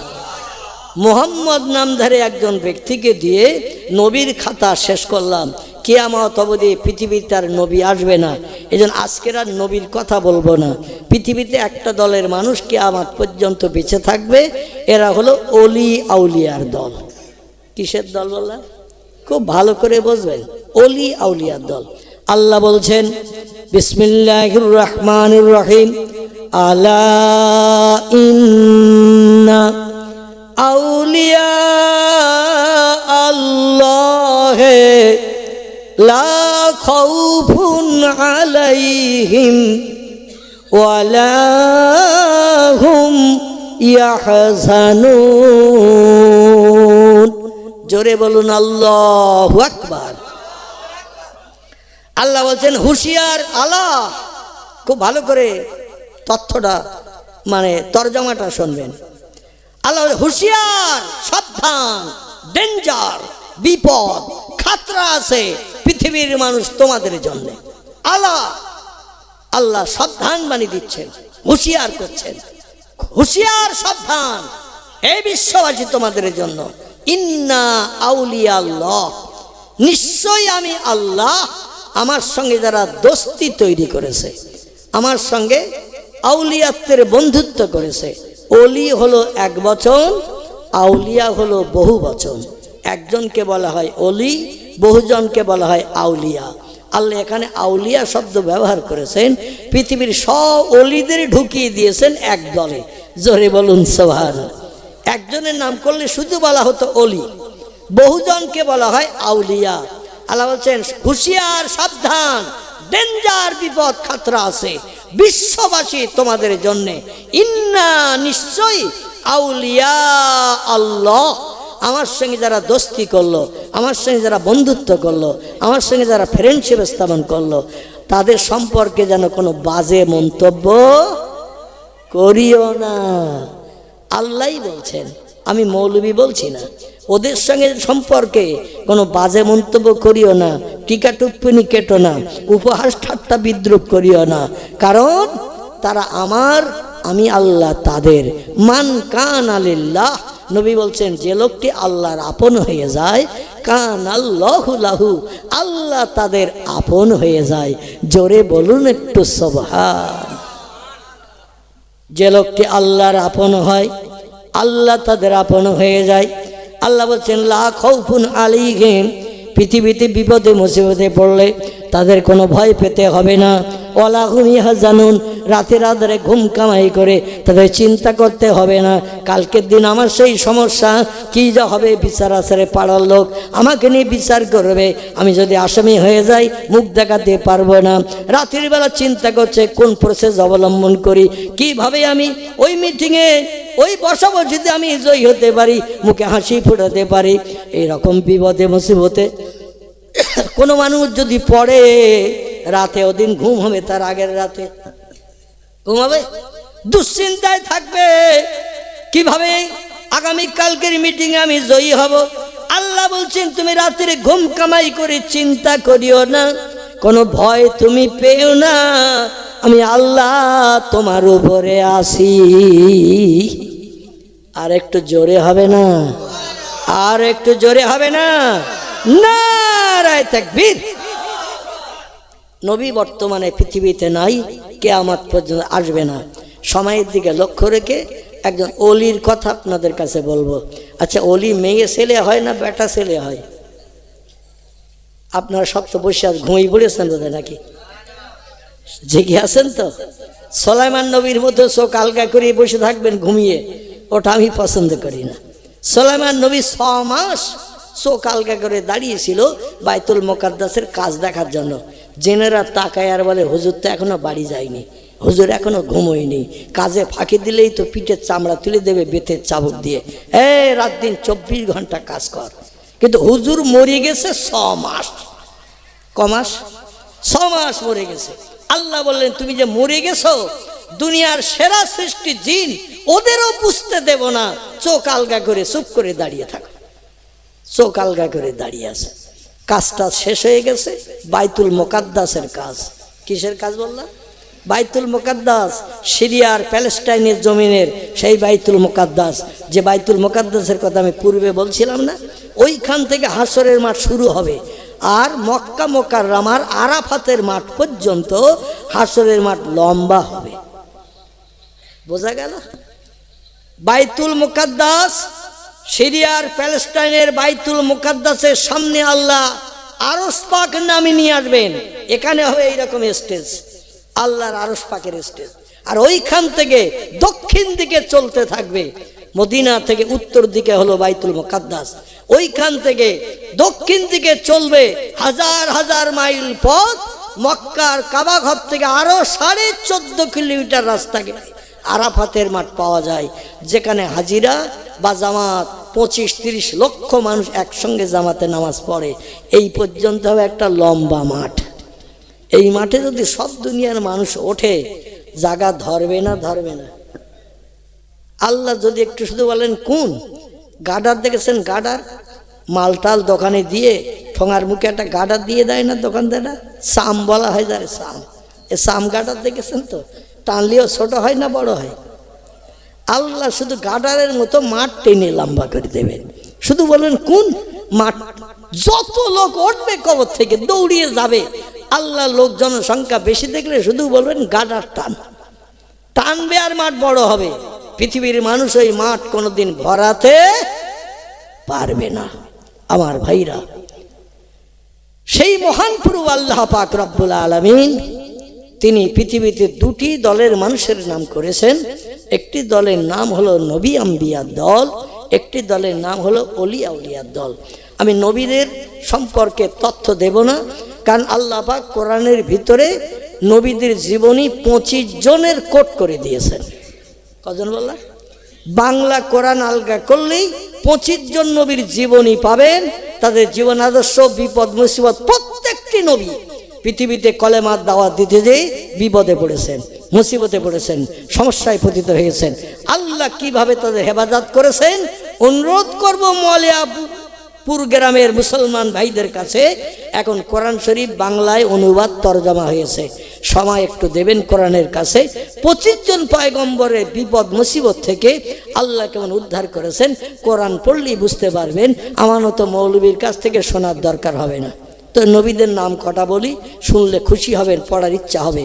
কারবা নাম আদম, কারবা নাম শীষ, কারবা নাম ইদ্রিস, কারবা নাম নূহ, কারবা নাম ইব্রাহিম, কারবা নাম ইসমাইল, কারবা নাম ইসহাক, কারবা নাম ইয়াকুব, কারবা নাম ইউসুফ, কারবা নাম দাউদ, কারবা নাম সুলাইমান, কারবা নাম মুসা, কারবা নাম হারুন, কারবা নাম হুদ, কারবা নাম লুত, কারবা নাম সালেহ, কারবা নাম জাকারিয়া, কারবা নাম এহিয়া, কারবা নাম আইয়ুব, কারবা নাম ইউনুস, কারবা নাম শোয়েব, কারবা নাম ইলিয়াস, কারবা নাম উজাইর, কারবা নাম ঈসা, কারবা নাম মুহাম্মাদুর রাসূল।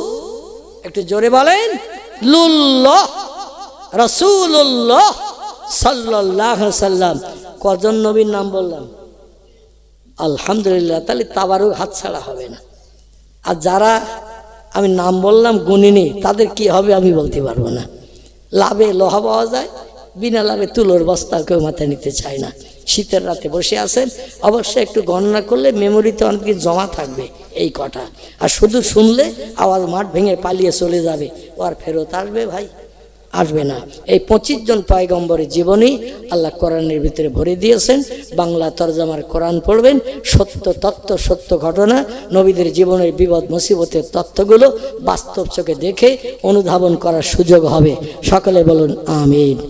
আমি পূর্বে আপনাদের কাছে জিজ্ঞাসা করেছিলাম, অলি পুরুষ হয় না নারী হয়?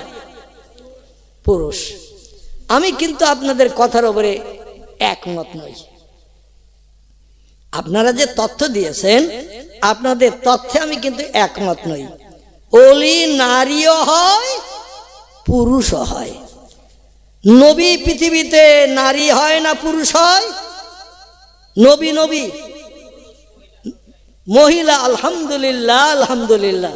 আমার ভাই আসলে একটু শরীয়তি জ্ঞান টান রাখে, সেই জন্য উনি তথ্যটা দিয়ে ফেলেছে। অন্যথা আপনাদের মুখ থেকে হয়তো ওই রকম একটা তথ্য শুনতাম। আমার ভাইরা, পুরুষেরা পৃথিবীতে নবী হয়, একটা মেয়ে ছেলে নারী জাতি পৃথিবীতে নবী হয়নি।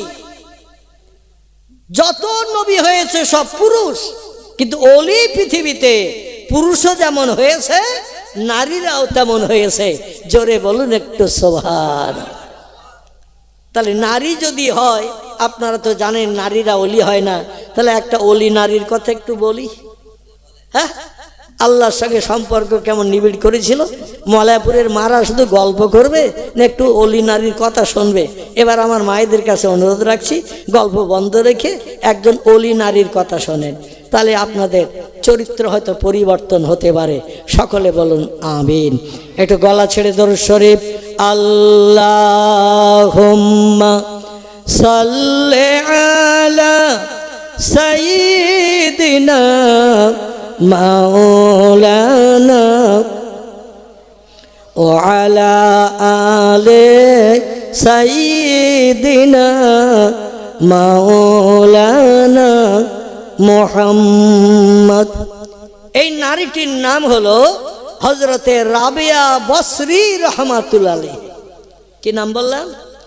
রাবিয়া বসরি রাহমাতুল্লাহ আলাইহি। রাবিয়া হলো নাম, আর বসরি বলা হয়। ইরাকের জমিনে বসরা বলে একটা শহর ছিল। এই বসরা শহরে জন্মগ্রহণ করেছিলেন রাবিয়া নামের এই মেয়েটি। ইনি বাবার 4 নম্বরের কন্যা ছিলেন। ক নম্বর বলা? 4 নম্বরের কন্যা ছিলেন। আরবিতে আরবাউন মানে হলো 4। এই আরবাউন থেকে রাবিয়া নামকরণ করা হয়েছে। নাম বললেই বোঝা যাবে 4 নম্বরের মেয়ে।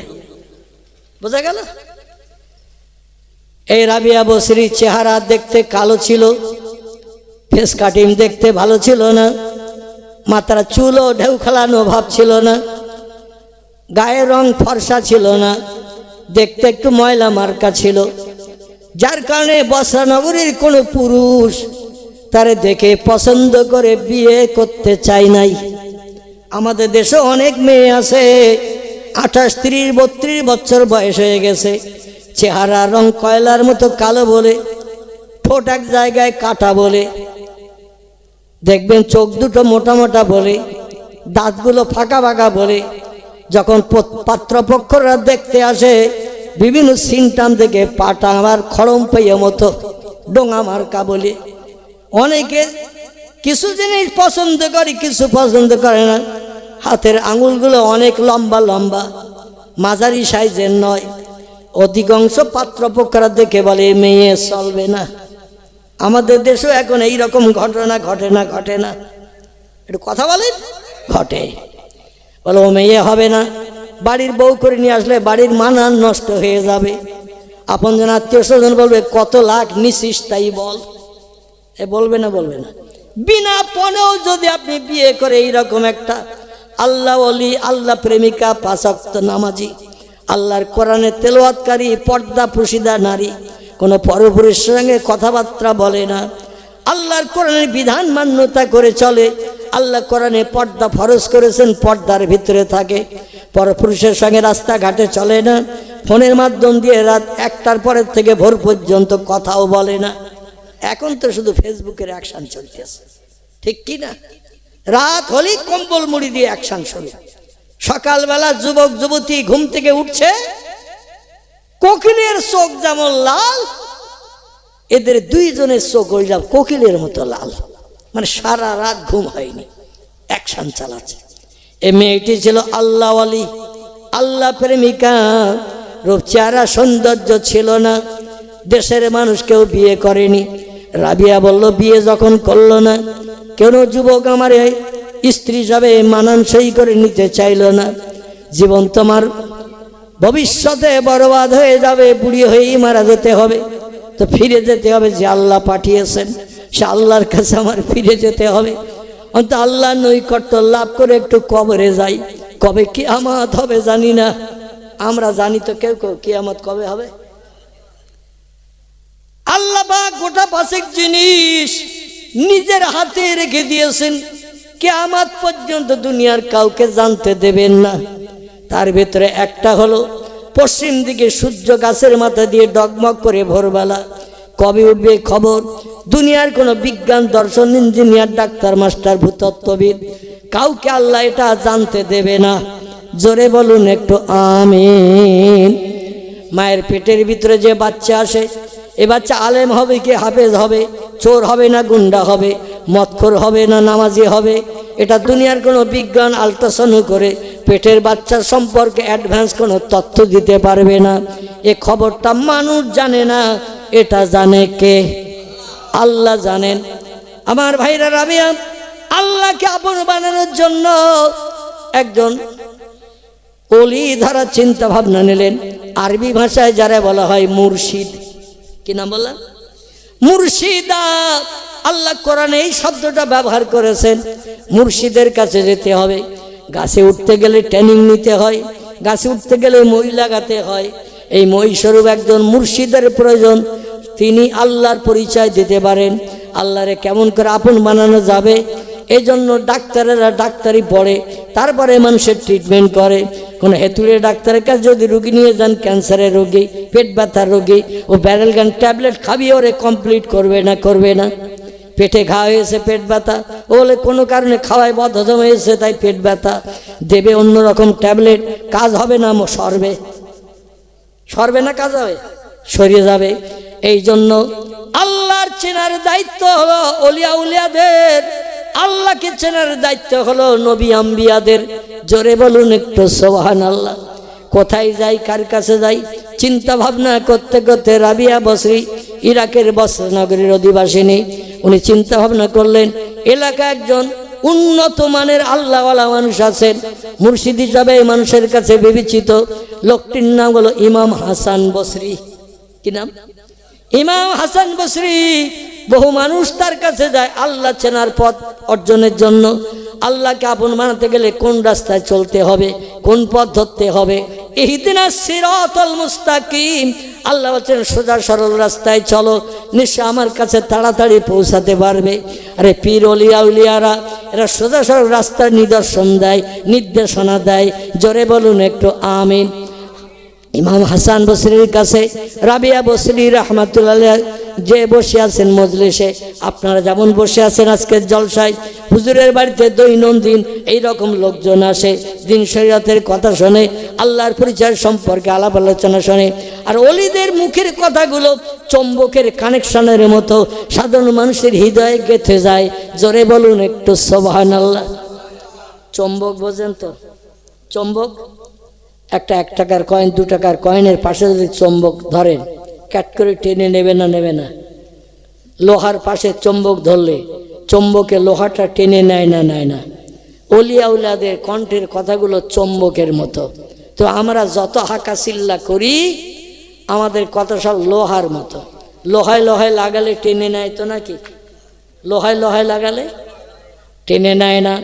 ওনাদের কথাগুলো ছিল চম্বকের মতো, মানুষের হৃদয়ে গেঁথে যেত। লোকজন সব নিজের প্রয়োজন মিটিয়ে চলে গেছে। রাবিয়া বসরি বলছেন, ও মা, তুমি কেন বসে আছো? তোমার সমস্যা কি? এখনো তুমি বাড়ি ফেরার পরিকল্পনা নাও নাই? রাবিয়া বললেন, হুজুর, আমি অমুক জায়গা থেকে এসেছি, বসরা নগরী থেকে। আল্লাহর ওলি, আমাকে কেউ বিবাহ করতে চাইনি, বয়স হয়ে গেছে 20-22-24-এর উপরে। ভবিষ্যতে কেউ বিয়ে করবে বলে জানি না। সংসার ধর্ম আমার হয়তো ভবিষ্যৎ হবে না। এই জন্য চিন্তা ভাবনা নিলাম, দুনিয়া ক্ষণস্থায়ী, পরকাল চিরস্থায়ী। তাই পরকালের পথে অর্জনের জন্য আপনার কাছে এসেছে, আল্লাহ পাওয়ার রাস্তা চেনার জন্য। আপনি আমাকে বায়াত করে একটু মুরিদান বানিয়ে নিন। জোরে বলুন একটু সুবহানাল্লাহ। আমরা মাঝে মাঝে ফুরফুরা শরীফে যাই না, যাই না? যাইতো নাকি?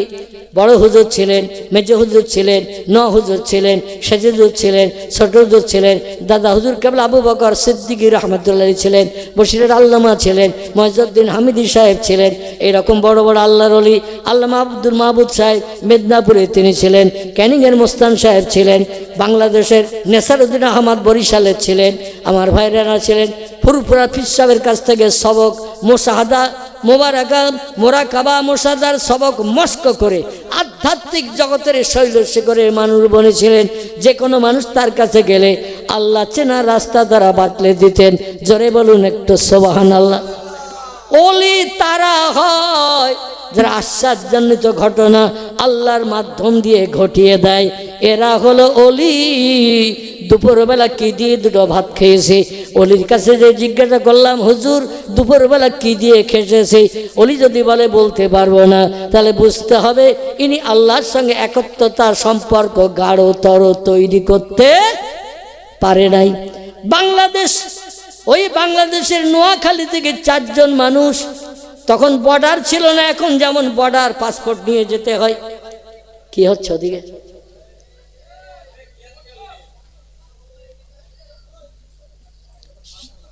হ্যাঁ, শেষ করে দেব নাকি? না, রাত হয়ে গেছে ভাই, অনেক রাত হয়ে গেছে। তো একটু কলেমা জিকির লা ইলাহা লা ইলাহা ইল্লাল্লাহ লা ইলাহা ইল্লাল্লাহ মুহাম্মাদুর রাসূলুল্লাহ। আমার ভাই জানেরা একটু ঠান্ডা হন ভাই, আপনাদের কণ্ঠের আওয়াজ এখানে আসলে তো বক্তৃতা করতে পারে না। অশান্তি আপনারা করবেন না, অশান্তি করবেন না, আপনারা একটু ধৈর্য ধরুন, আমি এখনই শেষ করে দিয়ে দিচ্ছি। আচ্ছা দাঁড়িয়ে যান তো, একটু নবীর দরবারে সালাম পেশ করে নেই, সকালে দাঁড়িয়ে যান। ইয়া নবী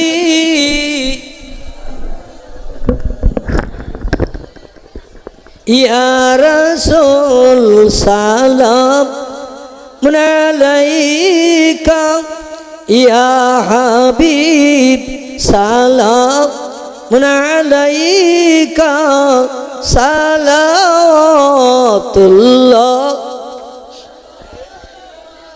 নবীজির আব্বা আব্দুল্লাহ, রাসূলুল্লাহর আম্মা আমিনা, হাবিবের দুধমা হালিমা, দয়ার নবীর রওজা মদিনা।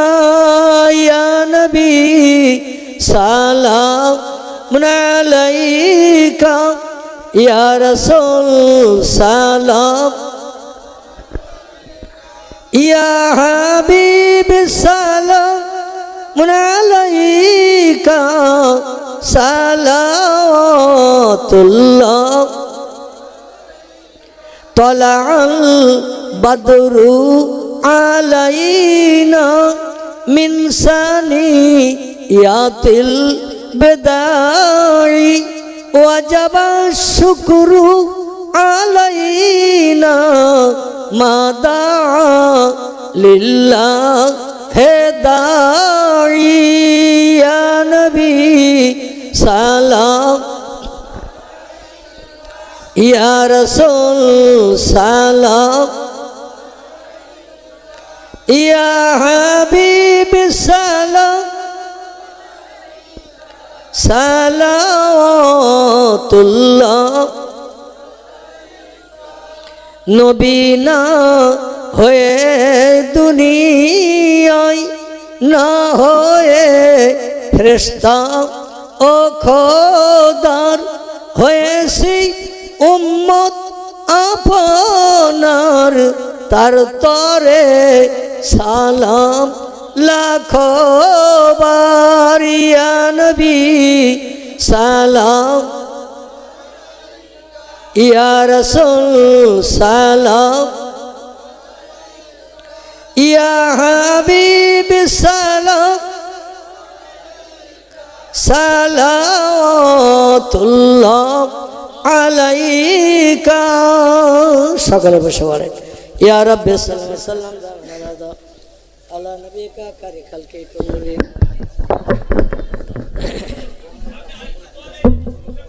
না আর না ভাই। বালাগাল উলা বিকামালিহি।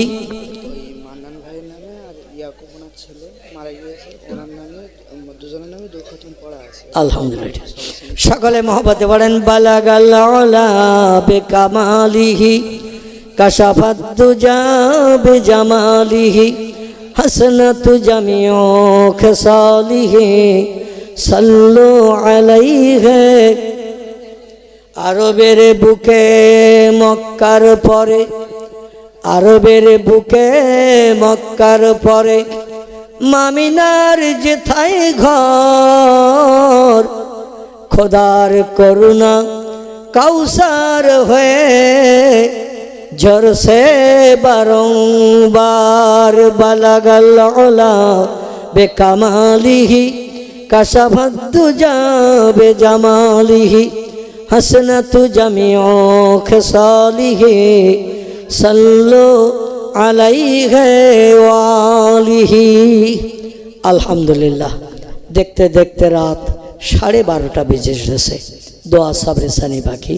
বিশেষ করে খাস সবরেসানির মজলিস আমার আপন খালাতো বোনাই হন জনাব মরহুম আব্দুল মান্নান সাহেব। তিনি দুনিয়ার মোহমায়া ছেড়ে চলে গেছেন। আমরা তাকে কবরে দাফন করেছিলাম। তারপর একদিন সবরেসানির মজলিস হয়েছিল দিওয়ালকে, আমি অধর্ম প্রেজেন্ট ছিলাম। আজকের বিশেষ তার আত্মার কল্যাণের মাগফিরাত উপলক্ষে আজকের এই খাস সবরেসানি মজলিস সকলে বিসমিল্লাহ সহ আলহামদু শরীফ একবার পড়েন, সূরা ইখলাস কুল হুয়াল্লাহ শরীফ 3 বার পড়েন, কয়েকবার একটু দরুদ শরীফ পড়ে নেন। আল্লাহ আবার হায়াতে তৌফিক দিলে যেখানে ছাড়লাম এখান থেকে আবার শুরু হবে ইনশাল্লাহ। যদি আল্লাহ হায়াতে তৌফিক দেন, 4 চক্কের মিলন ঘটান। 12:30 বেজে গেছে আর নয়। এই জন্য আমরা দোয়ার দিকে এগিয়ে যাব। সূরা ফাতিহা একবার, সূরা ইখলাস 3 বার, দরুদ শরীফ কয়েকবার একটু পড়েন। বিসমিল্লাহির রহমানির রহিম। সিরাতাল মুস্তাকিম সিরাতাল লাযিনা বিসমিল্লাহির রহমানির রহিম। কুল হুয়াল্লাহু বিসমিল্লাহ। অচল করা হবে। মানুষ যতদিন বেঁচে থাকে দেহ সচল থাকে না অচল থাকে? দেহ অচল হয়ে যায়। মরে গেলে দেহ অচল হয়। যেভাবে কাত করে শোয়াবেন সেইভাবে কাতিয়ে থাকবে, না উল্টো দিকে ঘুরে যাবে? কি যাবে নাকি? যাবে না। মরে গেলে অচল দেহ, প্রাণ থাকলে সচল। এই প্রাণটা বার করবেন আল্লাহ যার মাধ্যম দিয়ে, তার নাম হজরতে আজরাইল আলাইহিস সালাম। আরবি নাম হলো মালিকুল মউত। কি নাম বললাম? মালিকুল মউত, মৃত্যুর যমদূত, হরিষে বিষাদননকারী। স্ত্রীর বিধবা বানাবে, সন্তানের এতিম করবে। এই দায়িত্ব আল্লাহ তার কাঁধে চাপিয়ে দিয়েছেন। অতীতকাল থেকে নিয়ে ভবিষ্যৎকাল পর্যন্ত এই ব্যক্তি সব সৃষ্টি প্রাণনাশ করাবেন। এই জন্য সব সৃষ্টির মরণ হবে একবার। কবার? যত সৃষ্টি পৃথিবীতে এসেছে বিজ্ঞানীরা মেশিন দিয়ে বলছে বর্তমানে সে 18,000 থেকে বাড়তে বাড়তে হাইব্রিড প্রোডাকশন, এর থেকে ওর থেকে বিট নিয়ে বিজ্ঞানীরা বানাতে বানাতে সৃষ্টির সংখ্যা এখন 1.5 লক্ষ ছাড়িয়ে গেছে। কতটা বললাম? বিজ্ঞান মেশিন দিয়ে যন্ত্রপাতি দিয়ে দেখে শুনে বলতেছে। আগে ছিল 18,000। অতীতকালে কোরআন সত্য কেতাব, আমরা কোরআনের বিরুদ্ধে মিথ্যা কথা বলবো না, বাজে মন্তব্য করব না। তবে এখন সৃষ্টির সংখ্যা সেই 18,000 থেকে বাড়তে বাড়তে হাইব্রিড প্রোডাকশন যারা ইংরেজিতে বলে। আচ্ছা, আগে পোলট্রি মুরগি ছিল 20-50 বছর আগে। আচ্ছা, জার্সি গরু ছিল, সিলভার কাপ গ্লাস কাপ মাছ ছিল। 50-60 বছর আগে তেলাপিয়া মাছ ছিল? ছিল না। আগে আল্লাহ খচ্চর বলে কোনো চতুষ্পদ জন্তু পৃথিবীতে পাঠান নাই। খচ্চর ঘোড়া এবং গাধার মিলনে জঙ্গলে নতুন একটা পশুর আবিষ্কার হয়েছে, এরে বলা হয় খচ্চর। নাও ঘোড়া নাও গাধা, এ হচ্ছে হাইব্রিড প্রোডাকশন। 2 রকম জীব মিলে তৈরি হয়ে গেছে। যাই হোক, এই বিভিন্ন এর থেকে ওর থেকে প্রোডাকশন নিয়ে নিয়ে বীর্য নিয়ে নিয়ে পৃথিবীতে এখন সৃষ্টির সংখ্যা বেড়ে দাঁড়িয়েছে 1.5 লক্ষের উপরে। গরু একটা সৃষ্টি, মানুষ একটা সৃষ্টি, ছাগল একটা সৃষ্টি, হাঁস একটা সৃষ্টি, মুরগি একটা সৃষ্টি, হাতি একটা সৃষ্টি, গন্ডার একটা সৃষ্টি, বাঘ একটা সৃষ্টি, তিমি মাছ একটা সৃষ্টি, কাবট একটা সৃষ্টি, কুমির একটা সৃষ্টি, পিঁপড়ে একটা সৃষ্টি, মশা একটা সৃষ্টি। এখন কত কোটি মশা আছে আমরা তা জানি না। দুনিয়ার বিজ্ঞানীরা এখন উন্নতির চরম শিখরে পৌঁছে গেছে। তাদের যদি জিজ্ঞাসাবাদ করেন, তোমরা তো জ্ঞানের উচ্চ শিখরে পৌঁছে গেছো, তাম পৃথিবীতে মশা কত কোটি আছে বলিয়ে দাও। আমরা যেটা দেখতে পাই না সেটা দেখতে পাই কে? একটু জোরে বলতে হবে। আমরা যেটা দেখতে পাই না সেটা দেখতে পাই আল্লাহ। আমরা যে কথাটা সবার আগে শুনতে পাই না, সবার আগে শুনতে পান কে? আমরা যে কাজটা সবার আগে করতে পারি না, ফার্স্ট ক্লাস ফার্স্ট হতে পারি না সবার আগে করলে, সেই কাজটা সবার আগে করতে পারে কে? আল্লাহ সুবহানাহু তাআলা। তিনি বলছেন, পৃথিবীর মানুষ তোমরা শোনো, বর্তমানে যেই 1.5 লক্ষ সৃষ্টি পৃথিবীতে তৈরি হয়েছে, বিজ্ঞানী তো জ্ঞানের উন্নতি শিখরে পৌঁছে গেছে। তাদের জিজ্ঞাসা করো, বর্তমান পৃথিবীতে 256টির মতো দেশ আছে, এই 256 দেশে কত কোটি মশা আছে বলতে পারবে বিজ্ঞান? যদি বলা হয় 850 কোটি মানুষ আছে পৃথিবীতে, বর্তমান তাম পৃথিবীতে 256টা দেশের ভিতরে 850 কোটি মানুষ পৃথিবীতে জিন্দা বাস করতেছে। বিজ্ঞানীরা তথ্য দিয়েছে, ভোটার লিস্ট এটা ওটা, date of birth certificate ticket দেখে গণনা করে তারা বলছে 850 কোটি মানুষ পৃথিবীতে বাস করছে। এদের কাছে ঘুরিয়ে একটু প্রশ্ন করেন, মরিয়ে গেছে কত একটু বলো তো ভাই। ও সামনে দাঁড়াবে না শ্বশুরবাড়ি যাওয়ার নাম করবে? কথা বলে। ও বলে ব্যস্ত আছি, শ্বশুরবাড়ি যাচ্ছি চাচা, বাড়ি আসবো 6 দিন পরে, তারপরে রাস্তায় দেখা হলে উত্তর দেব। আচ্ছা, ওই বিজ্ঞান বাড়ি আসবে 6 দিন পরে না জামার শ্বশুর বাড়ি জামাই মানে থেকে, মানে শ্বশুর জামাই থেকে ওকে নিয়ে থাকবে না বাড়ি আসবে? ও ঘর জামাই রয়ে যাবে সলিমউদ্দিন চাচার ভয়ে, কারণ বাড়ি গেলেই তো চাচা বলবে। এবার বলো কত মানুষ মরে গেছে। বিজ্ঞান যেটা জানে না সেটা জানে কে? আর একটু জোরে বলেন, আল্লাহ পাক রব্বুল আলামিন। আমার ভাইরা, পৃথিবীর বিজ্ঞানীদের যদি বলা হয় তাম পৃথিবীতে 850 কোটি মানুষ পৃথিবীতে জিন্দা বাস করছে, এদের মাথায় কত মিলিয়ন বিলিয়ন উকুন আছে একটু বলিয়ে দাও। মাথায় থাকে না উকুন? কত উকুন আছে? এই পেছনে কথা বলবেন না, এই আপনি আসেন এখানে ওয়াজ করেন, এই পেছনে যিনি কথা বলছেন এখানে এসে ওয়াজ করেন, আর নইলে চুপ করে বসেন। তো বিলিয়ন বিলিয়ন হিসাবে যদি তাদের কাছে জিজ্ঞাসাবাদ করা হয় যে মানুষের মাথায় কত কোটি উকুন আছে বলিয়ে দাও, বিজ্ঞান এখানে তথ্য দিয়ে জয়ী হতে পারবে? পৃথিবীর মানুষ যেখানে ফেল, আল্লাহর কাজ সেখান থেকে শুরু। জোরে বলুন একটু সুবহানাল্লাহ।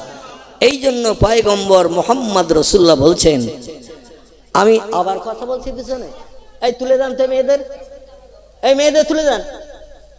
আমি এত হাঁকতেছি তাও শুনতে পাই না, এই তুলে দাও একদম, ওই বারান্দা ওই দিক পাঠিয়ে দাও, এখানে ওয়াজ শুনতে আসি না, গল্প করতে এসেছি।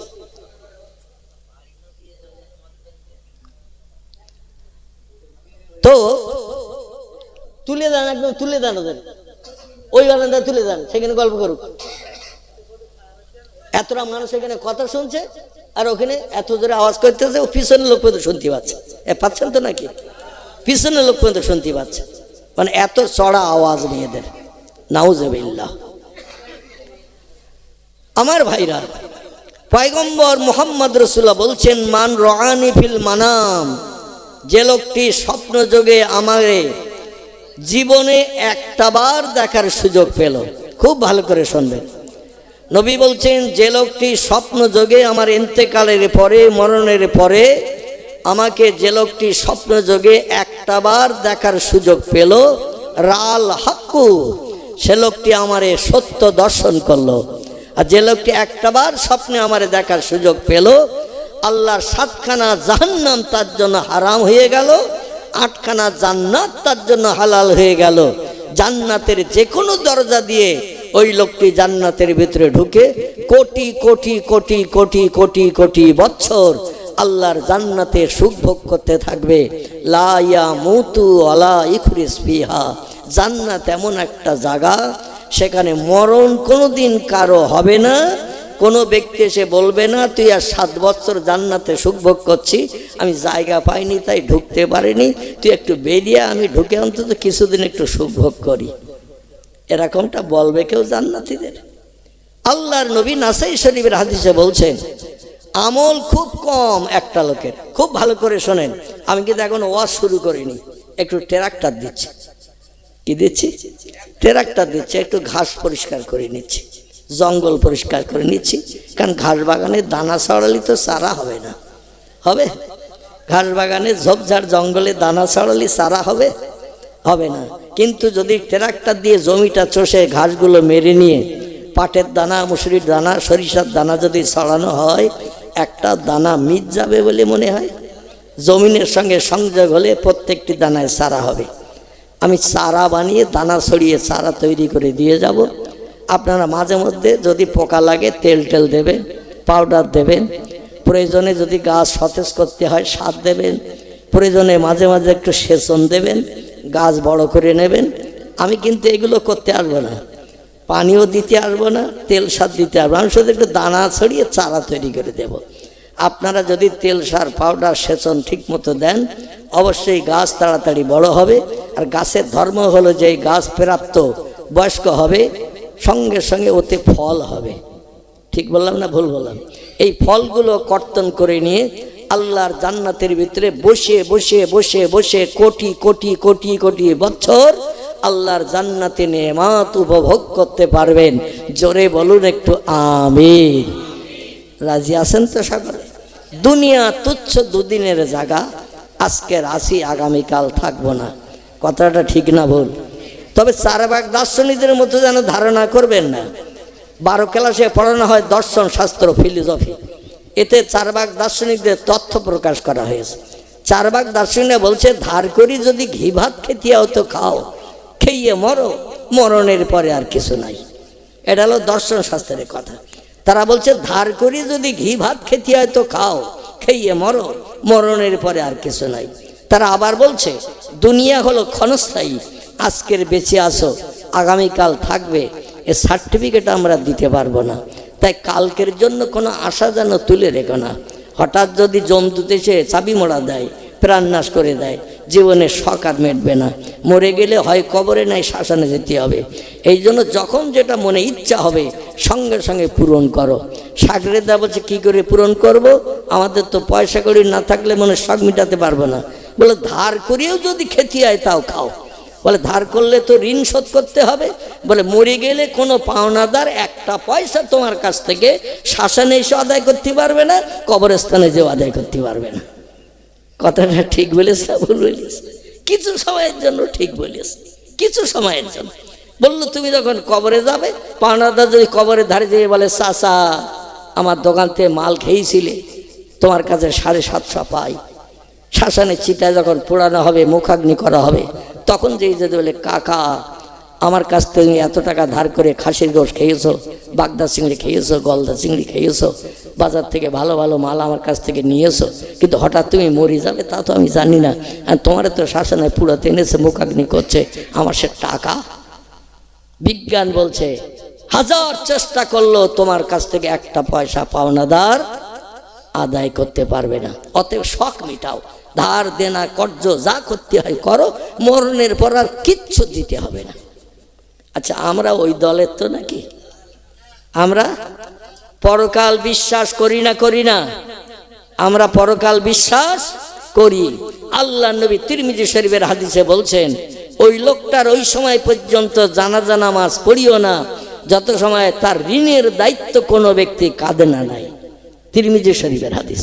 নবী বলছেন ওই লোকটাকে অত সময় পর্যন্ত জানাজা পড়িও না মরণের পর যত সময় তার ঋণের দায়িত্ব কেউ কাঁধে না নেয়। ছেলেরা, মেয়েরা, আপনজন, আত্মীয় স্বজন তার ঋণের দায়িত্ব যখন কাঁধে নেবে কবরস্থ করে চাচারে দাদারে আব্বারে কবরস্থ করে এসে আব্বার দেনা পরিশোধ করব। এই দায়িত্ব না নেওয়া পর্যন্ত কোনো মসজিদের ইমাম যেন জানাজা না পড়ায়।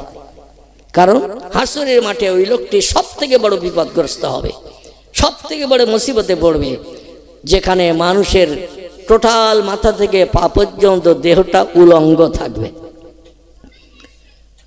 নবী বলছেন আয়েশা, খুব ভালো করে একটু তথ্য শুনে, আল্লাহ নবী বলেন আয়েশা আমি হাসরের মাঠের কথা বললাম, তুমি কান্না কেন শুরু করলে? মা আয়েশা বলে ইয়া রাসূলুল্লাহ 7 বছর বয়সে আপনার সঙ্গে আমার বাবা বিবাহ দিয়েছিলেন। ইয়া রাসূলুল্লাহ মতান্তরে 6 বছর বয়সে আমার বাবা আপনার সঙ্গে বিয়ে দিয়েছিলেন। 9 বছর বয়সে আমি প্রাপ্তা হলাম, সাবালিকা হলাম, তারপরে আপনার ঘর কন্যা করতে আসলাম। সাবালিকা হওয়ার পর সেইখান থেকে নিয়ে আমার বয়স যখন 17, ইয়া রাসূলুল্লাহ আপনি বিছানা সজ্জায় শায়িত হয়েছেন, ইন্তেকাল করার পর্যায়ে আপনি পৌঁছে গেছেন।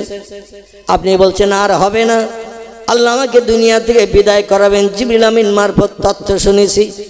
আচ্ছা, আমাদের মরণের সময় জিবরিল এসে বলবে কারো যে সামনের বুধবার তোমার মরণ হবে, সোমবার মরণ হবে, শুক্রবার হবে, ও যায় রাস্তায় অ্যাক্সিডেন্ট হবে, আমরা পারছি যে গাছের থেকে তলায় পড়িয়ে লাঞ্চ ফেটে মরে যাবে, হসপিটাল পর্যন্ত পৌঁছাবে না। এটা যদি জিবরিল বা আজরাইল এসে বলে দিত, জীবনে আমরা তলা দিয়েও যেতাম যে গাছের ডাল ভেঙে পড়ে যাবো আর মরে যাবো, হসপিটাল পর্যন্ত পৌঁছাবো না, ও আমরা তলা দিয়ে যেতাম। যদি আজরাইল এসে বলতো তোমার মরণ হবে নৌকা ডুবি হয়ে, জামার বাড়ি যদি নদীর ওপারে টারে থাকতো, জীবনে জামার বাড়ি নৌকায় করে যেতাম, আর বাড়ির লোকেরাও যেতে দিত।